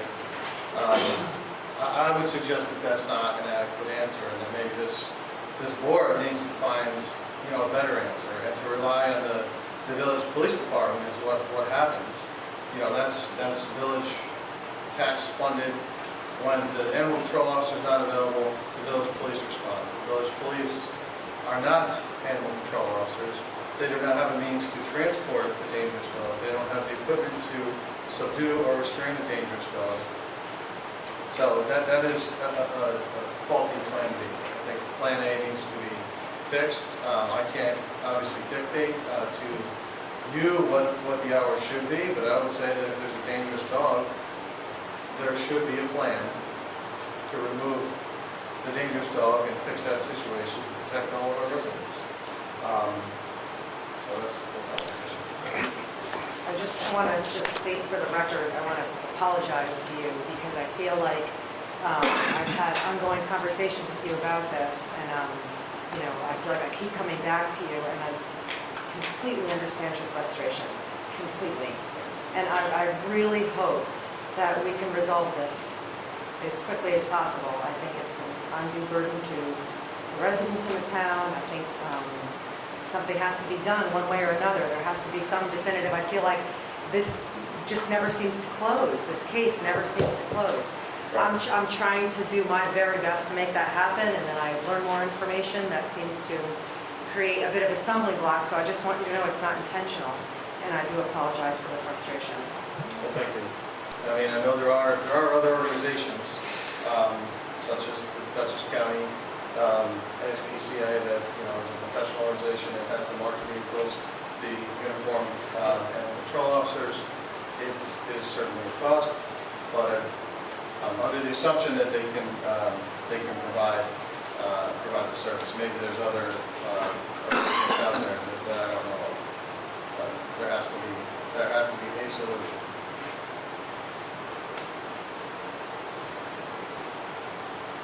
Thank you. Howie Trout, Village Board. I just wanted to talk about the money part. You said you're only responsible up to a certain amount of money that you take in, that you can pay the dog catcher. Do you have that amount of money that you take in every year? What is it, a couple of $1,000? $1,500? Yeah, we pay probably $15,000. We greatly exceed the amount. But the municipalities are, when there's a village and a town, we're only responsible for expending on dog control an amount equivalent or less than equivalent to what we take in fees. The town doesn't do that; it pays much more. As PCA, Is it contract $35,000 a year? $35,000 nut to crack. Is that 24-hour coverage? It's 24-hour coverage. I mean, it depends on how you negotiate it. I mean, Upwards from that. communities, there are other communities. Hyde Park has a contract with ASPCA. It's very expensive. It's a hard thing, I talk with, active in the County Supervisors and Mayors Association. The towns with the double-digit million-dollar budgets have, staff to do it. The other towns like us in the rural areas do what they can do. We don't have $35,000, $45,000 a year to have 24-hour coverage through the ASPCA. Maybe there's something we can do to find some daytime coverage. It's something that we could work on. But again, we can't. We have to be mindful. We spend, I think, about $13,000 in the department, $14,000 in the department, and we take in under $1,500. I can get the exact amount, but we're not taking in a lot. How much did the village pay the dog catcher before when he enforced the leash law? The previous amount budget was $3,500 a year, which was to enforce a village leash law in addition to the agri-markets law. That arrangement is no longer there. We're not asking them to enforce the leash law. Well, the leash law is the stray dog law. I mean, let's It's essentially what it is. No, that's separate and apart. Vicious dogs dangerous dogs is a separate, but the leash law is in fact the stray dogs law, which he does. Yeah, which he has to do. But specifically, I mean, if you want to get down to the legal terms, I guess he could enforce someone without a leash on a dog. Whereas now, if the stray dog is not in control of the owner, so if you have a well-trained dog that's not on a leash, he's not going to enforce that in the village anymore. So, and just to be clear on the ag and markets law and the collecting of fees, the village of Rhinebeck is not allowed to collect fees. We are not the licensing authority. Through the state law, that is the town that has to do that. So we don't collect any money to put towards this. Why did you cut off the $3,500? Just because of the leash? How many leash law violations did you have where somebody was walking down the street with a dog at their side that wasn't on a leash in the last 10 years? Frankly, in the village, we had very few violations, period. And part of that is because there's no animal control officer available for most of the hours during the week. So we would, It does work weekend. I don't know. I would suspect ASPCA doesn't enforce that either. It's just not something that's done. The issue in terms of the funding from the village is that we were advised, and I know it came from a previous trustee, Barbara Kraft, I think was the first one to bring this to the attention of the village board, from what I understand, is that the village taxpayers pay into the town general fund for animal control services. And then the village taxpayer was paying the second time into the village general fund for animal control services. So the village taxpayer was paying twice for the same service. And that's where the legal advice came, that this was an inappropriate expenditure of village funds, and that's why the board, after a few years of deliberation, came to the conclusion that we shouldn't be. But there are many general fund items that village residents pay for in both the town and the village. They pay for us, they pay for justices, they pay for you, they pay for your justices. That's the way it goes. A village resident is a town resident and a village resident. Okay, well, maybe we should look at some of those other items. Maybe, I know Bruce is the budget guru. Maybe you can find some more dollars that we shouldn't be taxing out for our village. Well, yeah, there's some, but the slant on this, I need Warren's advice, is a couple of towns I've been working with recently, excuse me, they train employees, like maintenance, highway, whatever, they train them and equip them to cover the dogs during the week when they, is that legal? Well, we had in Hyde Park, we had this problem, and we had the police department cover. I mean, not maintenance employees. I guess you could train. I mean, if they're properly trained and know how to handle dogs and they do it in the proper manner, it could be a maintenance person. It's very hard to find dog control officers. Qualified dog control officers. But that's a great idea as far as like opens up the world of possibilities. I mean, something has to be done. It can't keep going on like this. That's clear. So, the question is, what can we put on the table? It's a problem that we need to fix, that we can't throw money at. We can't throw $45,000 at this. Well, that's why these towns do it, because they're using people who are there. Already on the payroll. They can just reprioritize them for Who an do we hour. have though? Like the highway department staffed to core. Yeah, but just as a thought, if you think about it, Rhinebeck's pretty small, and anybody that would do this, the kennel's right there at the highway department. Actually, it's in their backyard. If you have the resources that are nearby, it might be the most cost-effective way. I mean, I think it's the first thing I've heard put on the table that at least we could consider. I mean, I don't know what else we can do. If we can't afford to pay the SPCA, it's astronomical. That's really true. Maybe we need a dog control officer that's available.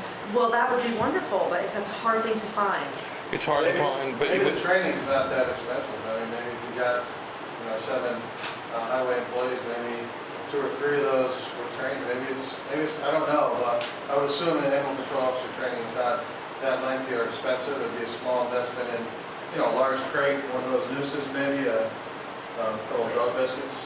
And a pooper stick. I was thinking of the town clerk. we don't do that. All right, let's move along. We got it's the highway department's staff to core. It's a good suggestion. It's a good One thing you do suggestion. have, which is great, is that you have your own kennel. And that really helps in terms of cost. And there may be a way to sit down and look to see how this could be restructured. Maybe a village highway person, since you do maintenance and we're more infrastructure. Maybe we could, the village could train somebody for during the day as a contribution to offset what we're overspending on not having fees. I move that we go to the next item. Okay, listen. Thank you for addressing the Sure. earlier. We appreciate it. Sure. There's an item on here, it's Community Development Block Grant for the Rec Park Pavilion. It talks about a bigger problem. We, at our last meeting, passed a resolution erroneously awarding our $14,000 bid. It was a mistake on our end to the wrong firm, and which let us think that it doesn't seem as though the funding that we have for the pavilion is coming together enough to, we need to look at, should we be spending this $14,000 on an RFP for a project for which we don't have funding together? I know Sally's here, would you like to speak to this? Well, I'm continuing to work on trying to put that funding, pool of money together. So I certainly haven't given up on that. I think without going out to bid, we'll never know what the cost of this building is going to be. And that makes it more difficult to even think about fundraising unless we know what things cost. So, I think we have to reach a point where, we know what the numbers are, and we continue to reach out to those people that have the capacity to help us complete the project.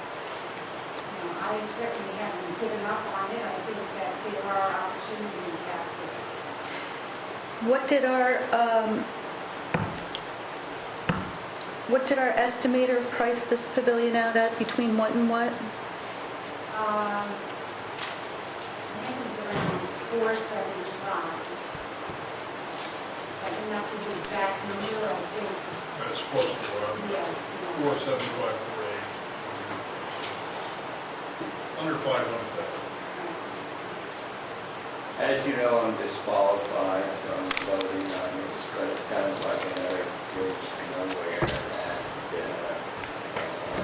with $14,000 on something that's going to cost far more money than we have,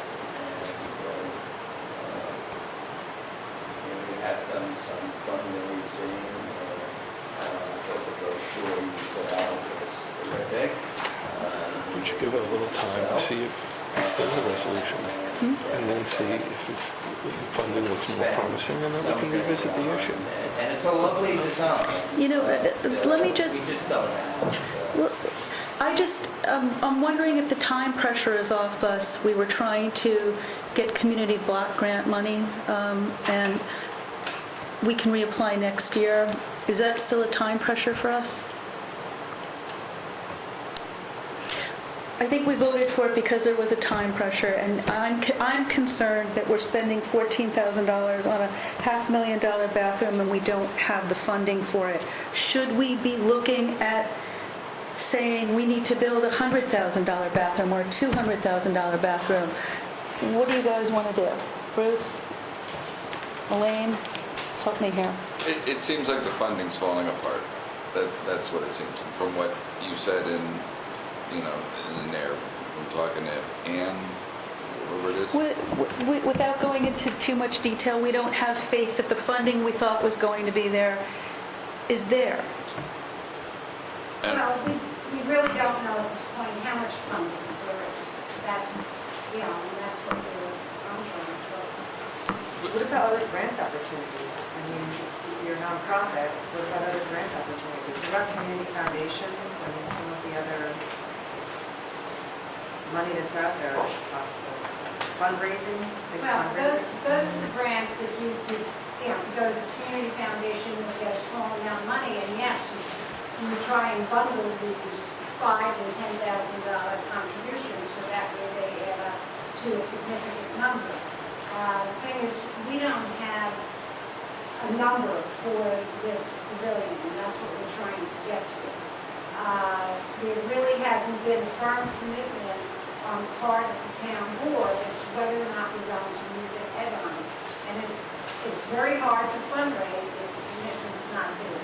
So that's what we've been trying to work Well, towards. when you talk about the commitment, you mean the commitment for to have like a specific expenditure, or the commitment to support the building of the pavilion? Because I think the support for that is there. I think it's a question of funding. I mean, if you have a plan that says your pavilion is going to cost how much, that shouldn't, I would think, prevent you from soliciting grant funding. If you, Well, we don't- it's more important that you know the cost in order to get that funding. Well, we really don't have a real price for that's what we're trying to. But that seems to me that would be the first step. Right, and that's what this RFP is all about. That's what we're trying. We thought last month we got the approval to do that. I didn't see the resolution, so I didn't know that we had the wrong engineering firms. The problem with the putting out an RFP at this stage, or having them spending $14,000 for an RFP, is that it's creating the RFP doesn't give you any better estimate of what the cost of the project's going to be. You actually have to put it out to bid. Right. You can't put it out to bid until you know you have the money to pay for the project, because whoever bids on the project is expecting that the lowest responsible bid will be accepted, and you got a contract, and we can't do that until we know that the money's there. Yeah, I think creating an RFP and going to bid, it almost seems irresponsible to me. We're using this to seek costs when we have no money to fund it, and I don't think that's a great practice. That's my thought. I think what changed since the last time is we were more confident in the funding the last time than we are now. And you've said that there's some issues, and so we're getting gun shy. And the only thing I would question is Crawford did a lot of the design on the original one, right? Yes. And they gave us a lot of specs from that. Would it be possible to get a couple of engineers? Hi, Robert. Volunteer community. In a very positive way. In fact, could I jump in? Well, let me finish what I was saying, then you can jump in. To look at that and see if they could get a rough sizing for us on the cost. Well, we already did that. Yeah, well, you have that. We have that. That's the 475 to 485. We spent the money to get an estimator to give us that number. Right, but where I was going with this was back to why are we going to shop everything out? Why can't we do some of it here to try to move this along? Why can't we do some of the barn building stuff? Am I missing something? Because I feel like I'm a little confused right now. I mean, I don't understand what's preventing you from going and soliciting grant funding outside of the town. I feel We like haven't done it. We haven't. Well, we haven't got it, but also you've got the benefit of being a nonprofit, and you can go and solicit grant funding and other places that could help to fund this. I kind of feel like and maybe I am missing something, but I feel like the burden is on the town to make this happen. But I think that you have other opportunities to help make this happen in addition to what the town can do. The I biggest don't think the burden's been on the town. I've been working damn hard to try to make this happen. Sally has There's been. been tons of volunteer professional. And there's work no to better make that. fundraiser than And Sally. I've been talking to a lot of people. I think there's a lot of interest. The whole idea is to try and leverage money. Sally, if we go out to bid, can we award? That's the concern for me. I don't want to go out to bid for a project that we don't have funding for. I feel Well, you can't. yeah. Because you can't award the bid. We can't award the bid right now. But maybe the solution is to just rescind the resolution on a temporary basis. Give Sally some time to explore the funding and revisit the issue in 30 days. And if it looks like funding is more promising, or you have some real, then you may change your mind on having the RFP done, so we have that ready and ready to go out to Or bid. it could be a conditional resolution based on funding in place. What do you mean? So It at can, least it's there and you don't have to wait a month for another meeting. well, I mean, we can vote on it at any time, but Warren's saying we can't go out, we can't put an RFP out if we can't fund the project. I've just worked on the budget. It's at the tax cap. I'm pretty sure we can't fund the project out of our funds balance. You know, we can't, there's not $250,000. We need to have it all in place, and I'm not confident that we do. Okay, I don't think we need any more discussion tonight. I'll continue doing what I do and get back to you. Thank you. I'm going to make a motion to rescind our resolution funding the $14,000 RFP to Crawford and Associates. May I have a second? Any further discussion? I'd like to just mention, I'm not sure if Crawford has done any work based on last month's motion by the board, because there was a push to try and get the work done. I don't have an answer for that. I haven't signed a contract, so how could they have started? Well, because, you know, they've been asked to try and move things ahead, and they've worked for us before, and they trusted that since you passed a resolution that the intent was to move ahead. I don't have an answer for that. I will talk to them. Let's hope they haven't, and then we can deal with that. They probably have. The question is, I suspect they are may willing have. to absorb it? Maybe they will. Well, I mean, ultimately, help people do this project, and the report will not have been wasted. Sally, I know you've worked hard on this, and, you know, thank you. We're going to get there. It's just not today. Any further discussion? All in favor? Aye. Any opposed? I'm recusing myself. Bruce? Aye, yay, nay? I'll go with Joe this time. Joe recused himself. So you're recusing yourself? I had a conflict issue. So do I. What's your conflict? He's looking for He's conflicted. Yeah, he's conflicted. Doesn't matter, you got enough votes. Well, it does matter. I would like to know, like, if you're supporting this. He has a right to. My problem is, the last time we did things based on certain assumptions, those assumptions are different now. They've changed. So that's why I would say we have to pull the resolution, Yeah, because those assumptions have I don't changed. want to do this, but we don't have the funding in place, and we can't go out to RFP. Okay, so I gotta go. you're abstaining? No, I'll say aye. Aye, thank you. I'm sorry, Sally, we'll regroup. It's the only thing we could do right now, given the circumstances. You need me for anything else? Let's let Warren go. Thank you, Warren.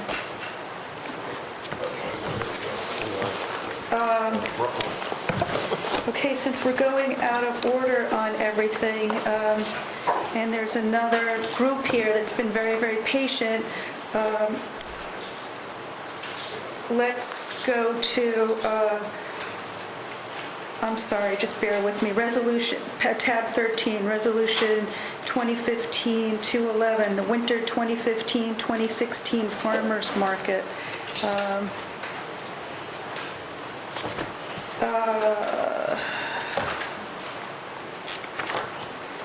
Okay. I'll make a motion for Resolution 2015-211, winter farmers market dates, and we're going to expand this to talk about the contract. The dates that we're approving are listed here: December 6, 20, January 3rd, 17, 31, February 14, 28, March 13, April 10, April 24. Let's vote on this, and then we'll come to the contract part. May I have a second? Second. Is there any discussion? Are the number of dates total the same as last year? Or Yes, is it one less, or the same one? Same? Same. One less. Yeah. One fewer? Any further discussion? All in favor? Aye. Any opposed? So moved. this isn't on the resolution, but you're here, we need to talk about the contract terms so we can give Warren our changes and go for it. I'm going to give my input unless anybody else wants to jump in ahead of me. Just talking to the clerk's office, one thing that's an issue for us, item number 3, we would like one person from the farmer's market to be responsible for the key. We don't want the key stored anywhere. We want to sign it out to one person and have that person return it to us with a key deposit. So is that acceptable? I mean, we've heard that it was left in a shed, we want one person in charge of it.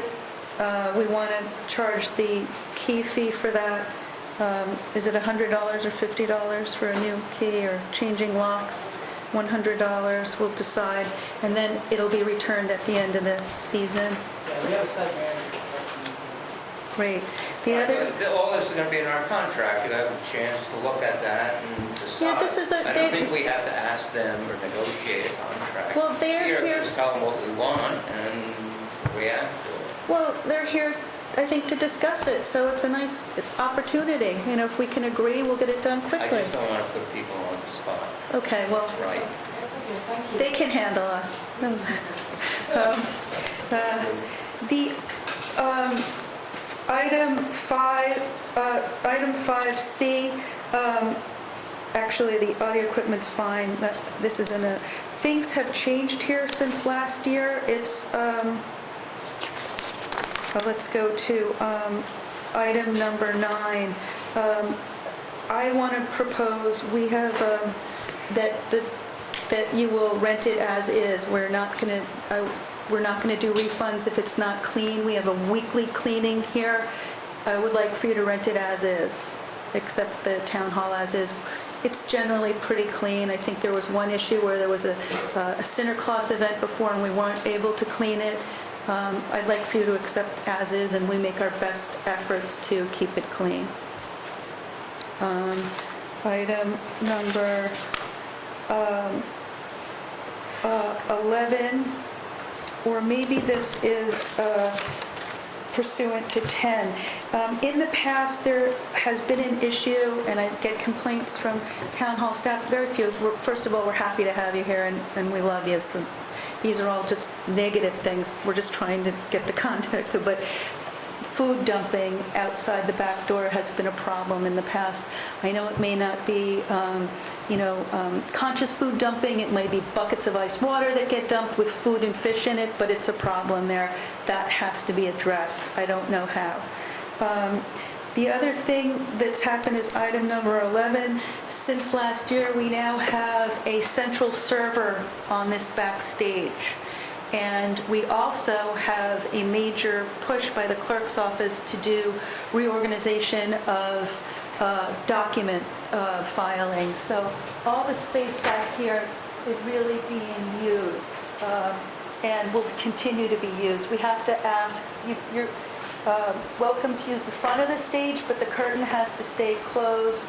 So musicians, if you are going to have to be mindful. I don't know if that's something you can leave with. We can't offer you behind the curtain until, I don't know when. There's new central server and, yeah. So stage curtain close. That's great, you were able to tell us about that tonight. So this is positive then, right? Okay. I want to propose, we have a new heating system that's going in and is almost done at great expense. And we're installing all new heating thermostats in different rooms. The thinking town maintenance has said we might need to put lock boxes over them because it might be a system that might need to be regulated. I'd like for you to accept this as is. We do turn the heat down over the weekends. It will be warm enough so that pipes don't freeze, but it may be leave your jacket on weather. I'd ask you to consider that and see how it goes.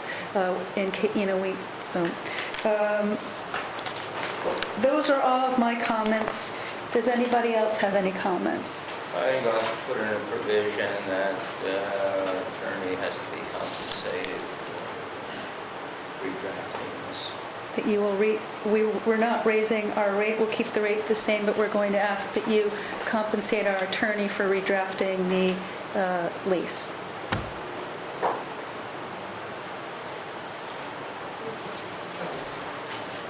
The as-is thing, that doesn't impact snow removal.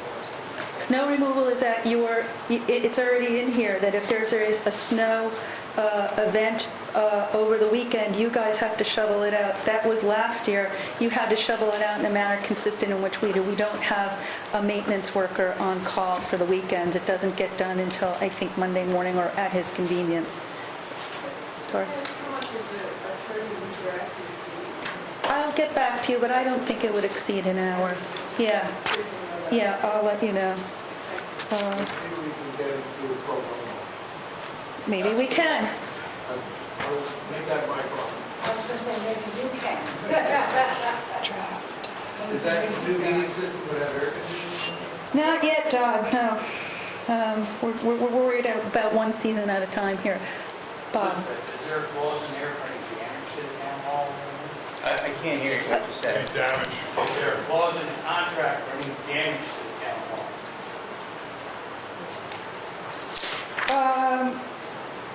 There is something about the floors, and I think we would like to add a damage clause. They've indemnified us. We have an insurance certificate. They're mindful. We have an indemnity provision, market will indemnify regardless the town on any loss costs, etc., resulting directly or indirectly from the market's use of town hall. So that's a general indemnity. By the way, one of the reasons why the floor gets so messed up is that people have been pushing these benches around. All the benches now have cloth on the bottom of the legs. So it would be good if you took care of those as you move things around. Yeah, you can see them. They're all packed, except for that one that doesn't have it. You can also see how nice the floor is, and hopefully, after the winter is gone, this market will look somewhat the same.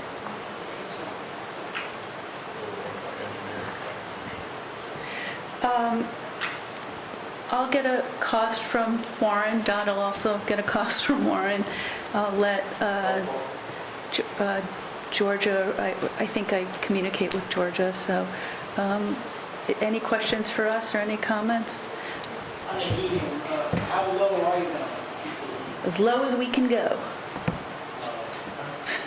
That could be, if it's zero outside. Well, obviously, we don't want our pipes to freeze, but we'll, I don't know. We have a new heating system. This will be on its own. Maybe this can be a little bit warmer. We just don't want to say that you can do whatever you want with the heating. We'll be mindful. We'll work with you.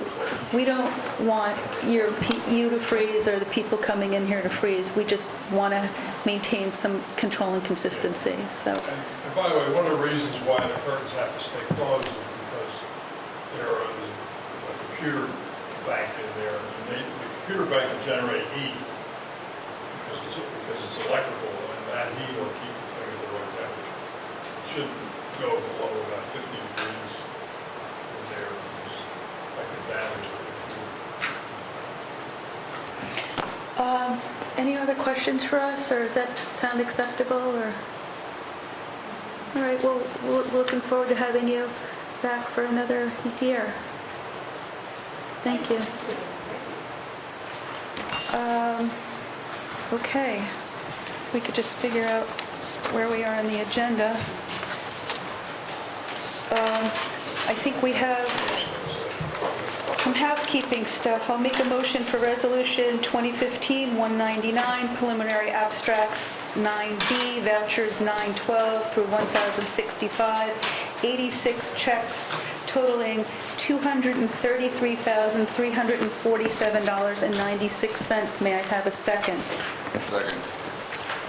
Is there any discussion? All in favor? Aye. Aye.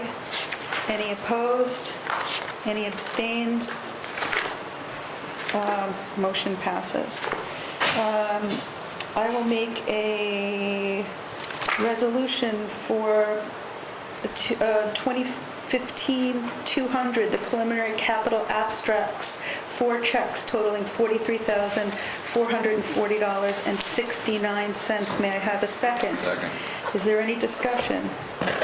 The Sundance Energy Contractors, just so you know, for $41,000, which is the bulk of it, is the actual non-asbestos. It's the contract payment for the boiler work, which seems to be going along really well. Any further discussion? All in favor? Aye. Any opposed? So moved. I will make a motion for the budget transfers and amendments. Resolution 2015-201. May I have a second? Second. Any discussion? Yeah, I have a couple of questions. I'm sure you do.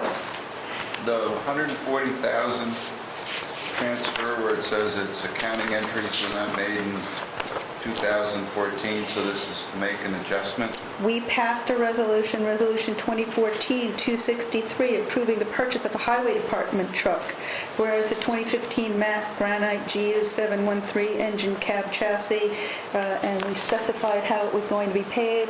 The money was never encumbered or moved. It was a mistake in bookkeeping, and the error is being corrected with this. Okay. Shelley went to pay for it. We just got delivery of the truck. Money wasn't where she thought it was. She realized she hadn't done it. This is doing it. So our state records are off too? I don't know that. Yeah, they are. Okay. Thank you.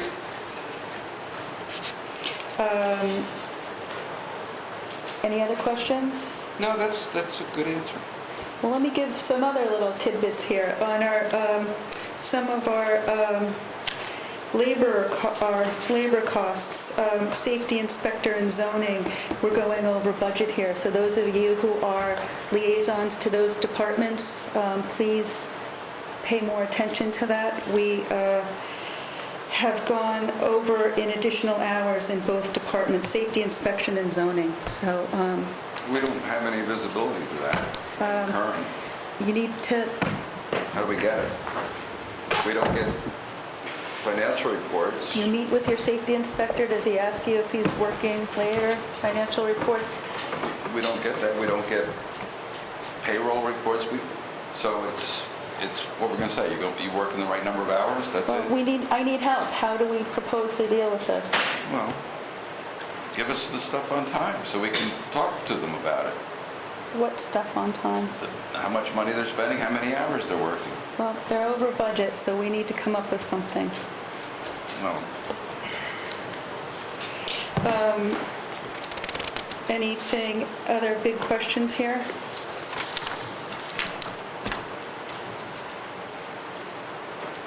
Is it, let me ask you the one. Is this 60,000 for that truck or is that for? It's for the truck. Okay, so this year is 60,000 is going towards that truck. Okay, thank you. Any other questions?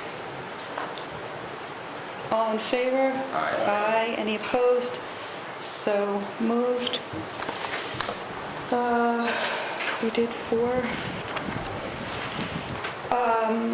Item 5, Resolution 2015-203. Accepting a proposed local law to override the tax levy limit for the fiscal year 2016 pursuant to General Municipal Law Section C3-C for commencement of the local law adoption process. May I have a second? Second. Any discussion of this? This is pro forma. Any discussion? I just remember this from last year, It's a local law by roll call. Elaine Fernandez. No. Bruce Washburn. No. Alan Shear. Yes. Joe Gill. Yes, because it doesn't mean we're going over the budget cap, it's just in case the board by majority decides that it's necessary, but it sounds like there is. No, at this point. it no. preserves our home rule right to do what we need. Let me try to finish. I remember this from last year. What? I remember this from last year. Yes, we had it Yeah. last year. No, I know, I remember. So I'm just trying to say, For me, it's a personal in statement. case, but it doesn't sound like there's any intent that this. There is no intent. It's preserving our home rule right, and if we make an error and don't have this, it could be not good. So I vote yes, motion, Public hearing has to be scheduled. oh, thank you. So we're not voting to pass this? You're not passing a local law, you're accepting a local law.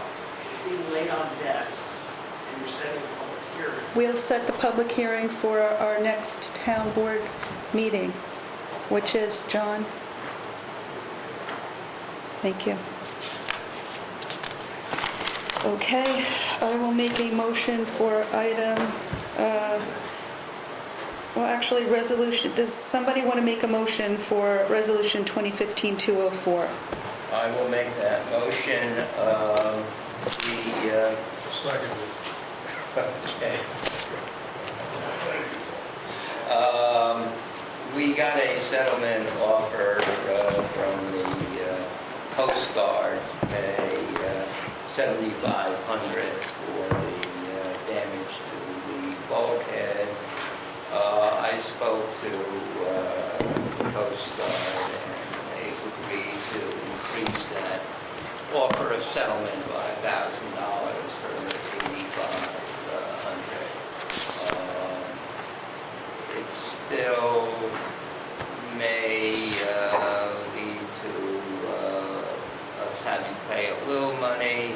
Depends how much the highway department is able to help the maintenance department. I have every confidence that the help. Already outvoted.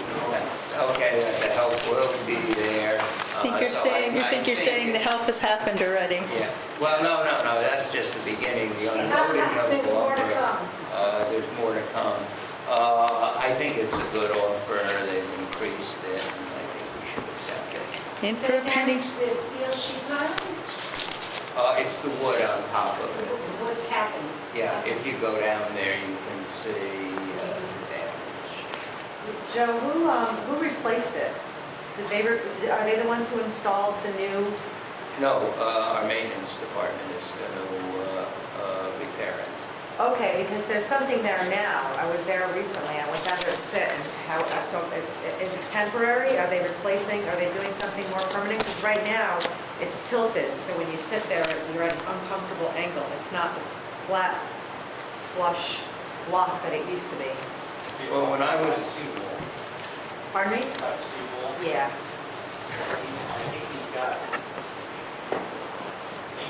eight large, they got 12 leaves. So that's just temporary in other words. Okay. And are we, I'm just curious about this. Are we doing something to prevent this from happening in the future? well, we have discussed as a board whether we want to tell the Coast Guard to stay away from our dock. The board in its wisdom decided that it didn't want to do it. So hopefully the waves and the ice will be kind, but there's nothing to do. It's a very large ship that ties up there. They will be tying up more because the board felt that they should be able once a month to unload their garbage there. But do we want to revisit that issue in light of the current situation? Otherwise, it seems to me we're going to be back, there's a good possibility in a similar, if not same situation again. I mean, I don't know, is it worth opening up a discussion about this? Well, maybe we could find out from the Coast Guard what they'd like to do here. If they're really just dropping off garbage, does that... No, I think they anchor there also. Is it for safety reasons? Is it for, protecting the shipping lane? Like, let's find out why and when, and maybe we can weigh the decision, maybe we need them, maybe we need to... Maybe, but I think we should need more They information. anchored there overnight. They got to be anchored by us. They can't anchor. Right, I just want to know why and under what condition. Fuel up there, fuel trucks down there, fuel up. Well, it seems like a real question. Crews there. Okay, well, the real question is when and how, and is there any other place that can service them better that's around, or... I would ask it a different way. I would ask the Coast Guard what they intend to do to prevent this from happening in the future. Let them come back with a solution. We had solved it before we put the big white bumpers, I don't know what you call them. Bumpers. We put them in, and the cutters didn't rip up the dock. And then those were taken off, and so they have small ones that they throw over their side, but they're not enough with the... Maybe they should get bigger ones. Well, when we both did it, it worked. We still have them, they're just not, they haven't been installed in a couple of years.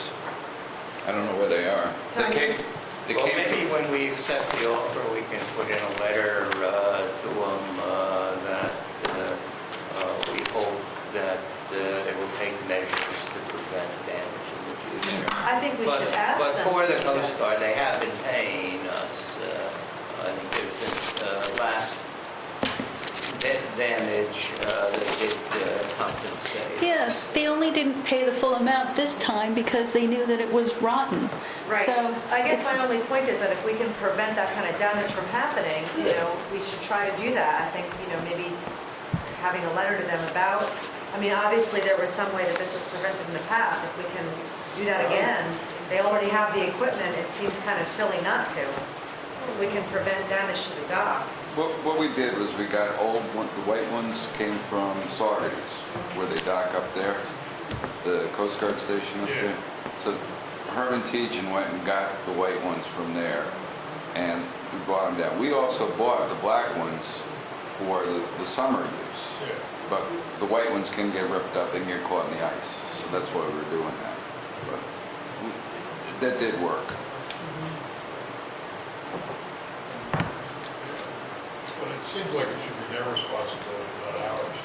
It is, it should be their Well, that's why they're responsibility. paying us $8,500. Yeah, but Joe, Yeah, if we don't want to keep incurring damage to the dock if we don't have to. If it's a simple way to prevent it, it seems like we should try and do that. We've had other things. There was a tug tied up there a few years ago when it had engine trouble. There's a lot of different ships that'll come in there. We should look at doing something. Yeah, having some kind of policy. Break it, why?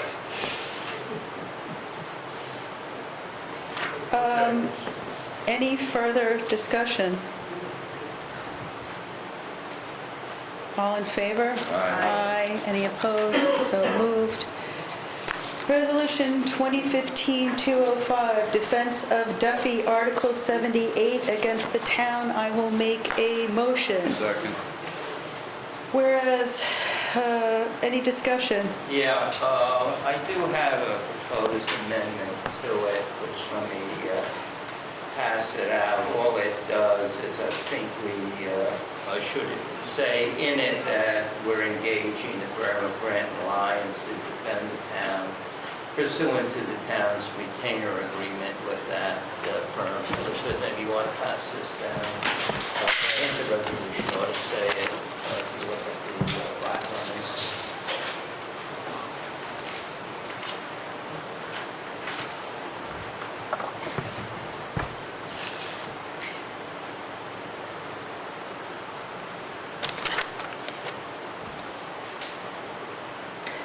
Isn't, oh, he's the,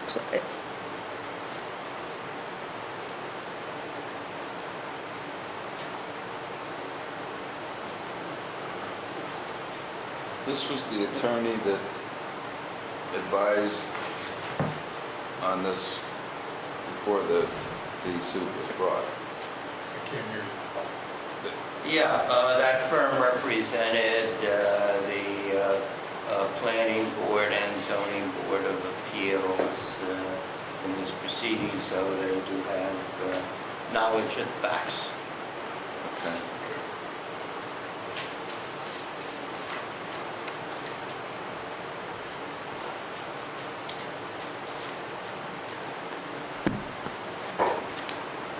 So I move that we amend the resolution as per the handout. is this what the Zoning Board of Appeals wants? I don't know what they want, but I think it's our choice, and we do have a retainer agreement. I would assume that's acceptable to them because they've taken his advice up to now. So, This is John Lyons' fault. This is John Lyons. I'd rather, I mean, I thought that the planning board and the zoning board were able to choose their own counsel. I'm not sure about that. I think that was just...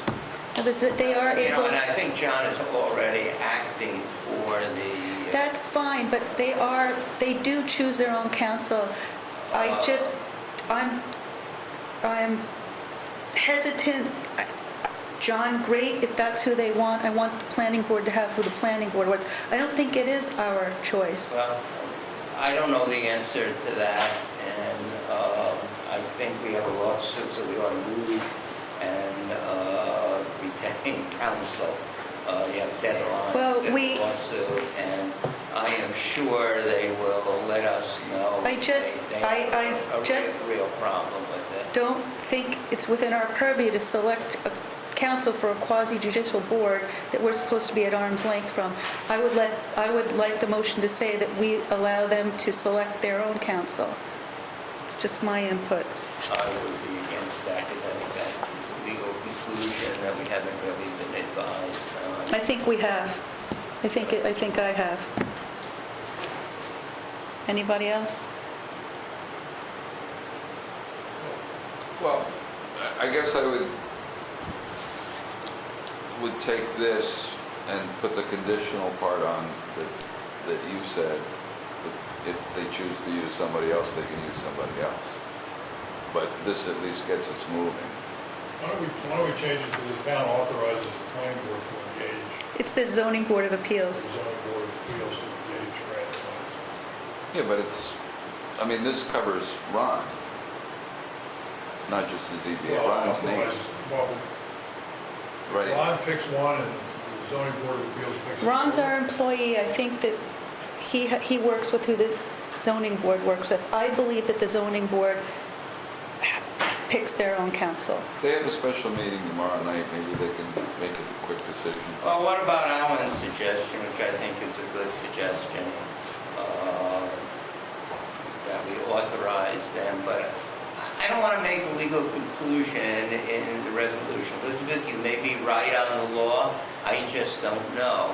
And if the zoning board of appeals decided they want crevasse swing and more at $1,000 or more an hour, I hate to be agreeing with that. So, we do negotiate fees with attorneys, so I just Well, why don't don't want to open the why don't we barn say that door. we allow them to engage whomever they like, and we have to approve the fee?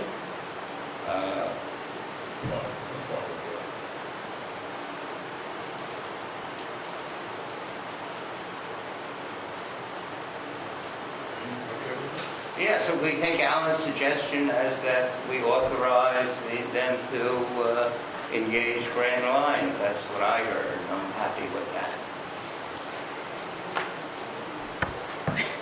We're telling them So who into to... the retainer. Well, if they come back if they say no, you can deal with it then. We'll have an emergency meeting. We have an open resolution on the floor that doesn't have, the resolution we have on the floor is the one that's in our book. Right, but John, as a matter of procedure, don't you consider the amendment first and then go back to the original? Well, right now, there's an unseconded motion. There's no motion on, I second it. Joe made a motion to amend it. It's now been seconded, so you have a motion to amend. which is to my Now point. it sounds like there's another amendment that Alan wants to make. Yeah, which is that authorizes the town authorizes the zoning board of appeals. I think you have to vote on the first one and then make another one.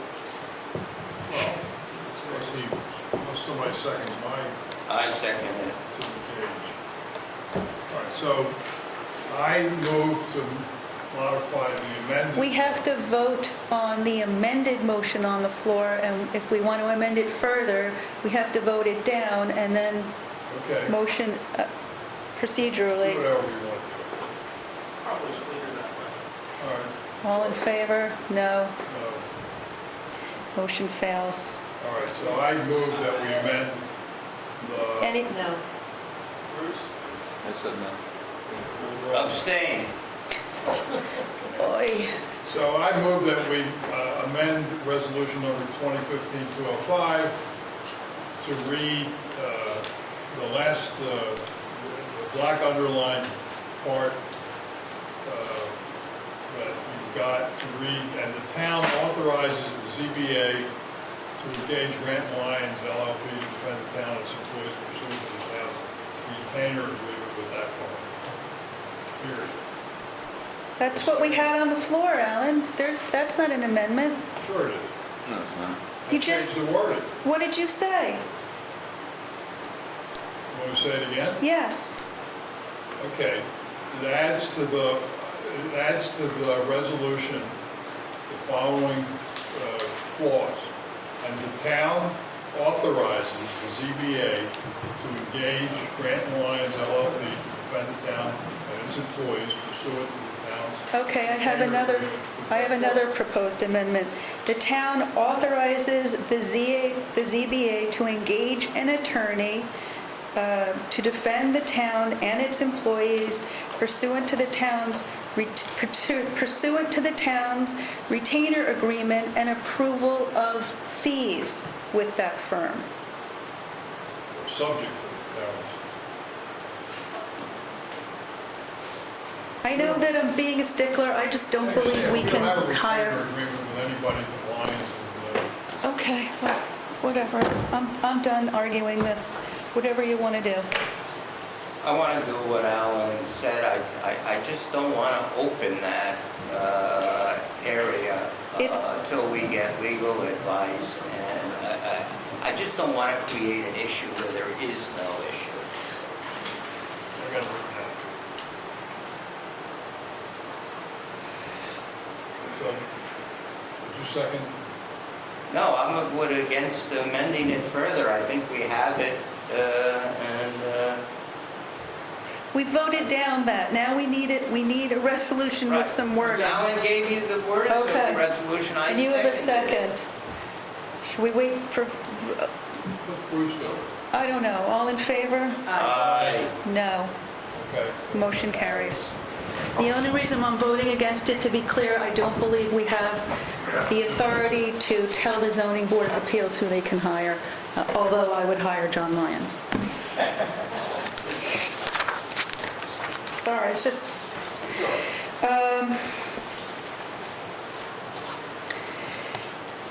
I'll make a motion for Resolution 2015-206, amending the 2015 Planning and Zoning Fee Schedule. May I have a second?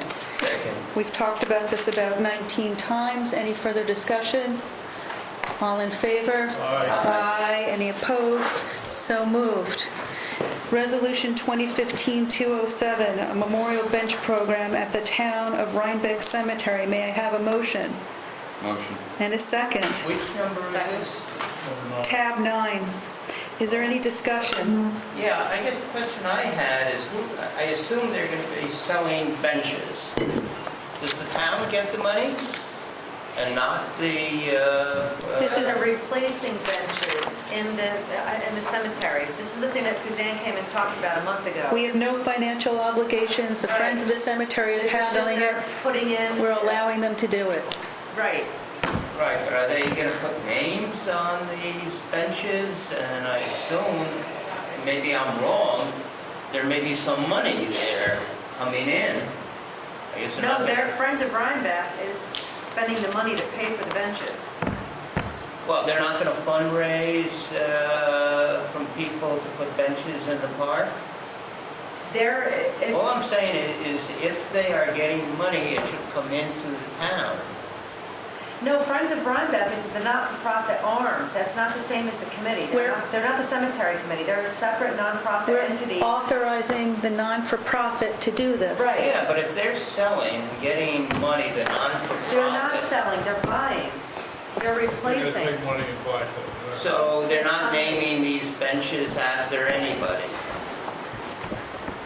I think they're fundraising, and yes, maybe they may put a plaque on it. I would think so. Right, they're the nonprofit doing it.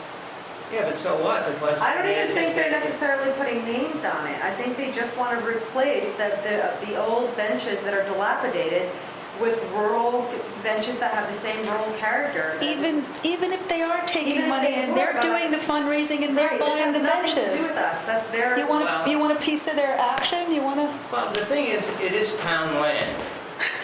And to give to a nonprofit or something the right to raise money on town property, I think it has to run through the town. They're not doing that. Suzanne came and spoke about this, Joe. You don't think you remember.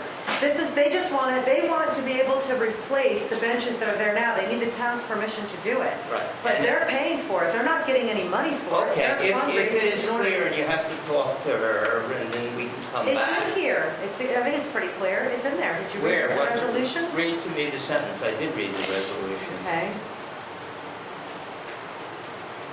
Yeah. Memorial bench program at the town cemetery was brought to the town It's the by last Friends two of Rhinebeck sentences. Cemetery, Yep. working to promote and optimize the history, design, and ecology of the cemeteries under the town of Rhinebeck's jurisdiction. And then it names out the cemeteries. The program is designed to beautify the cemetery grounds, offer a place for respite for visitors, and give friends and family an opportunity to memorialize the dead or express their support for the cemetery for the purchase of a cemetery bench. Whereas the program offers 3 distinct bench styles, each corresponding to one of the 3 sections of the cemetery: historic, Grassmere National Burial. Whereas the existing cemetery benches made of concrete and painted wood within the historic sections will be slowly replaced with the newer benches. Doesn't They're say. replacing. Listen to the last sentence. The town will have no responsibility or financial obligations in connection with this program with the exception of maintenance once the benches are installed. Right. Right, but that doesn't answer Okay. the point Fine, I'm you know making. what? We're beating a dead goat. Any further discussion? Well, I want to bring this to a vote. Is there any further right, discussion? let me finish talking, okay, please.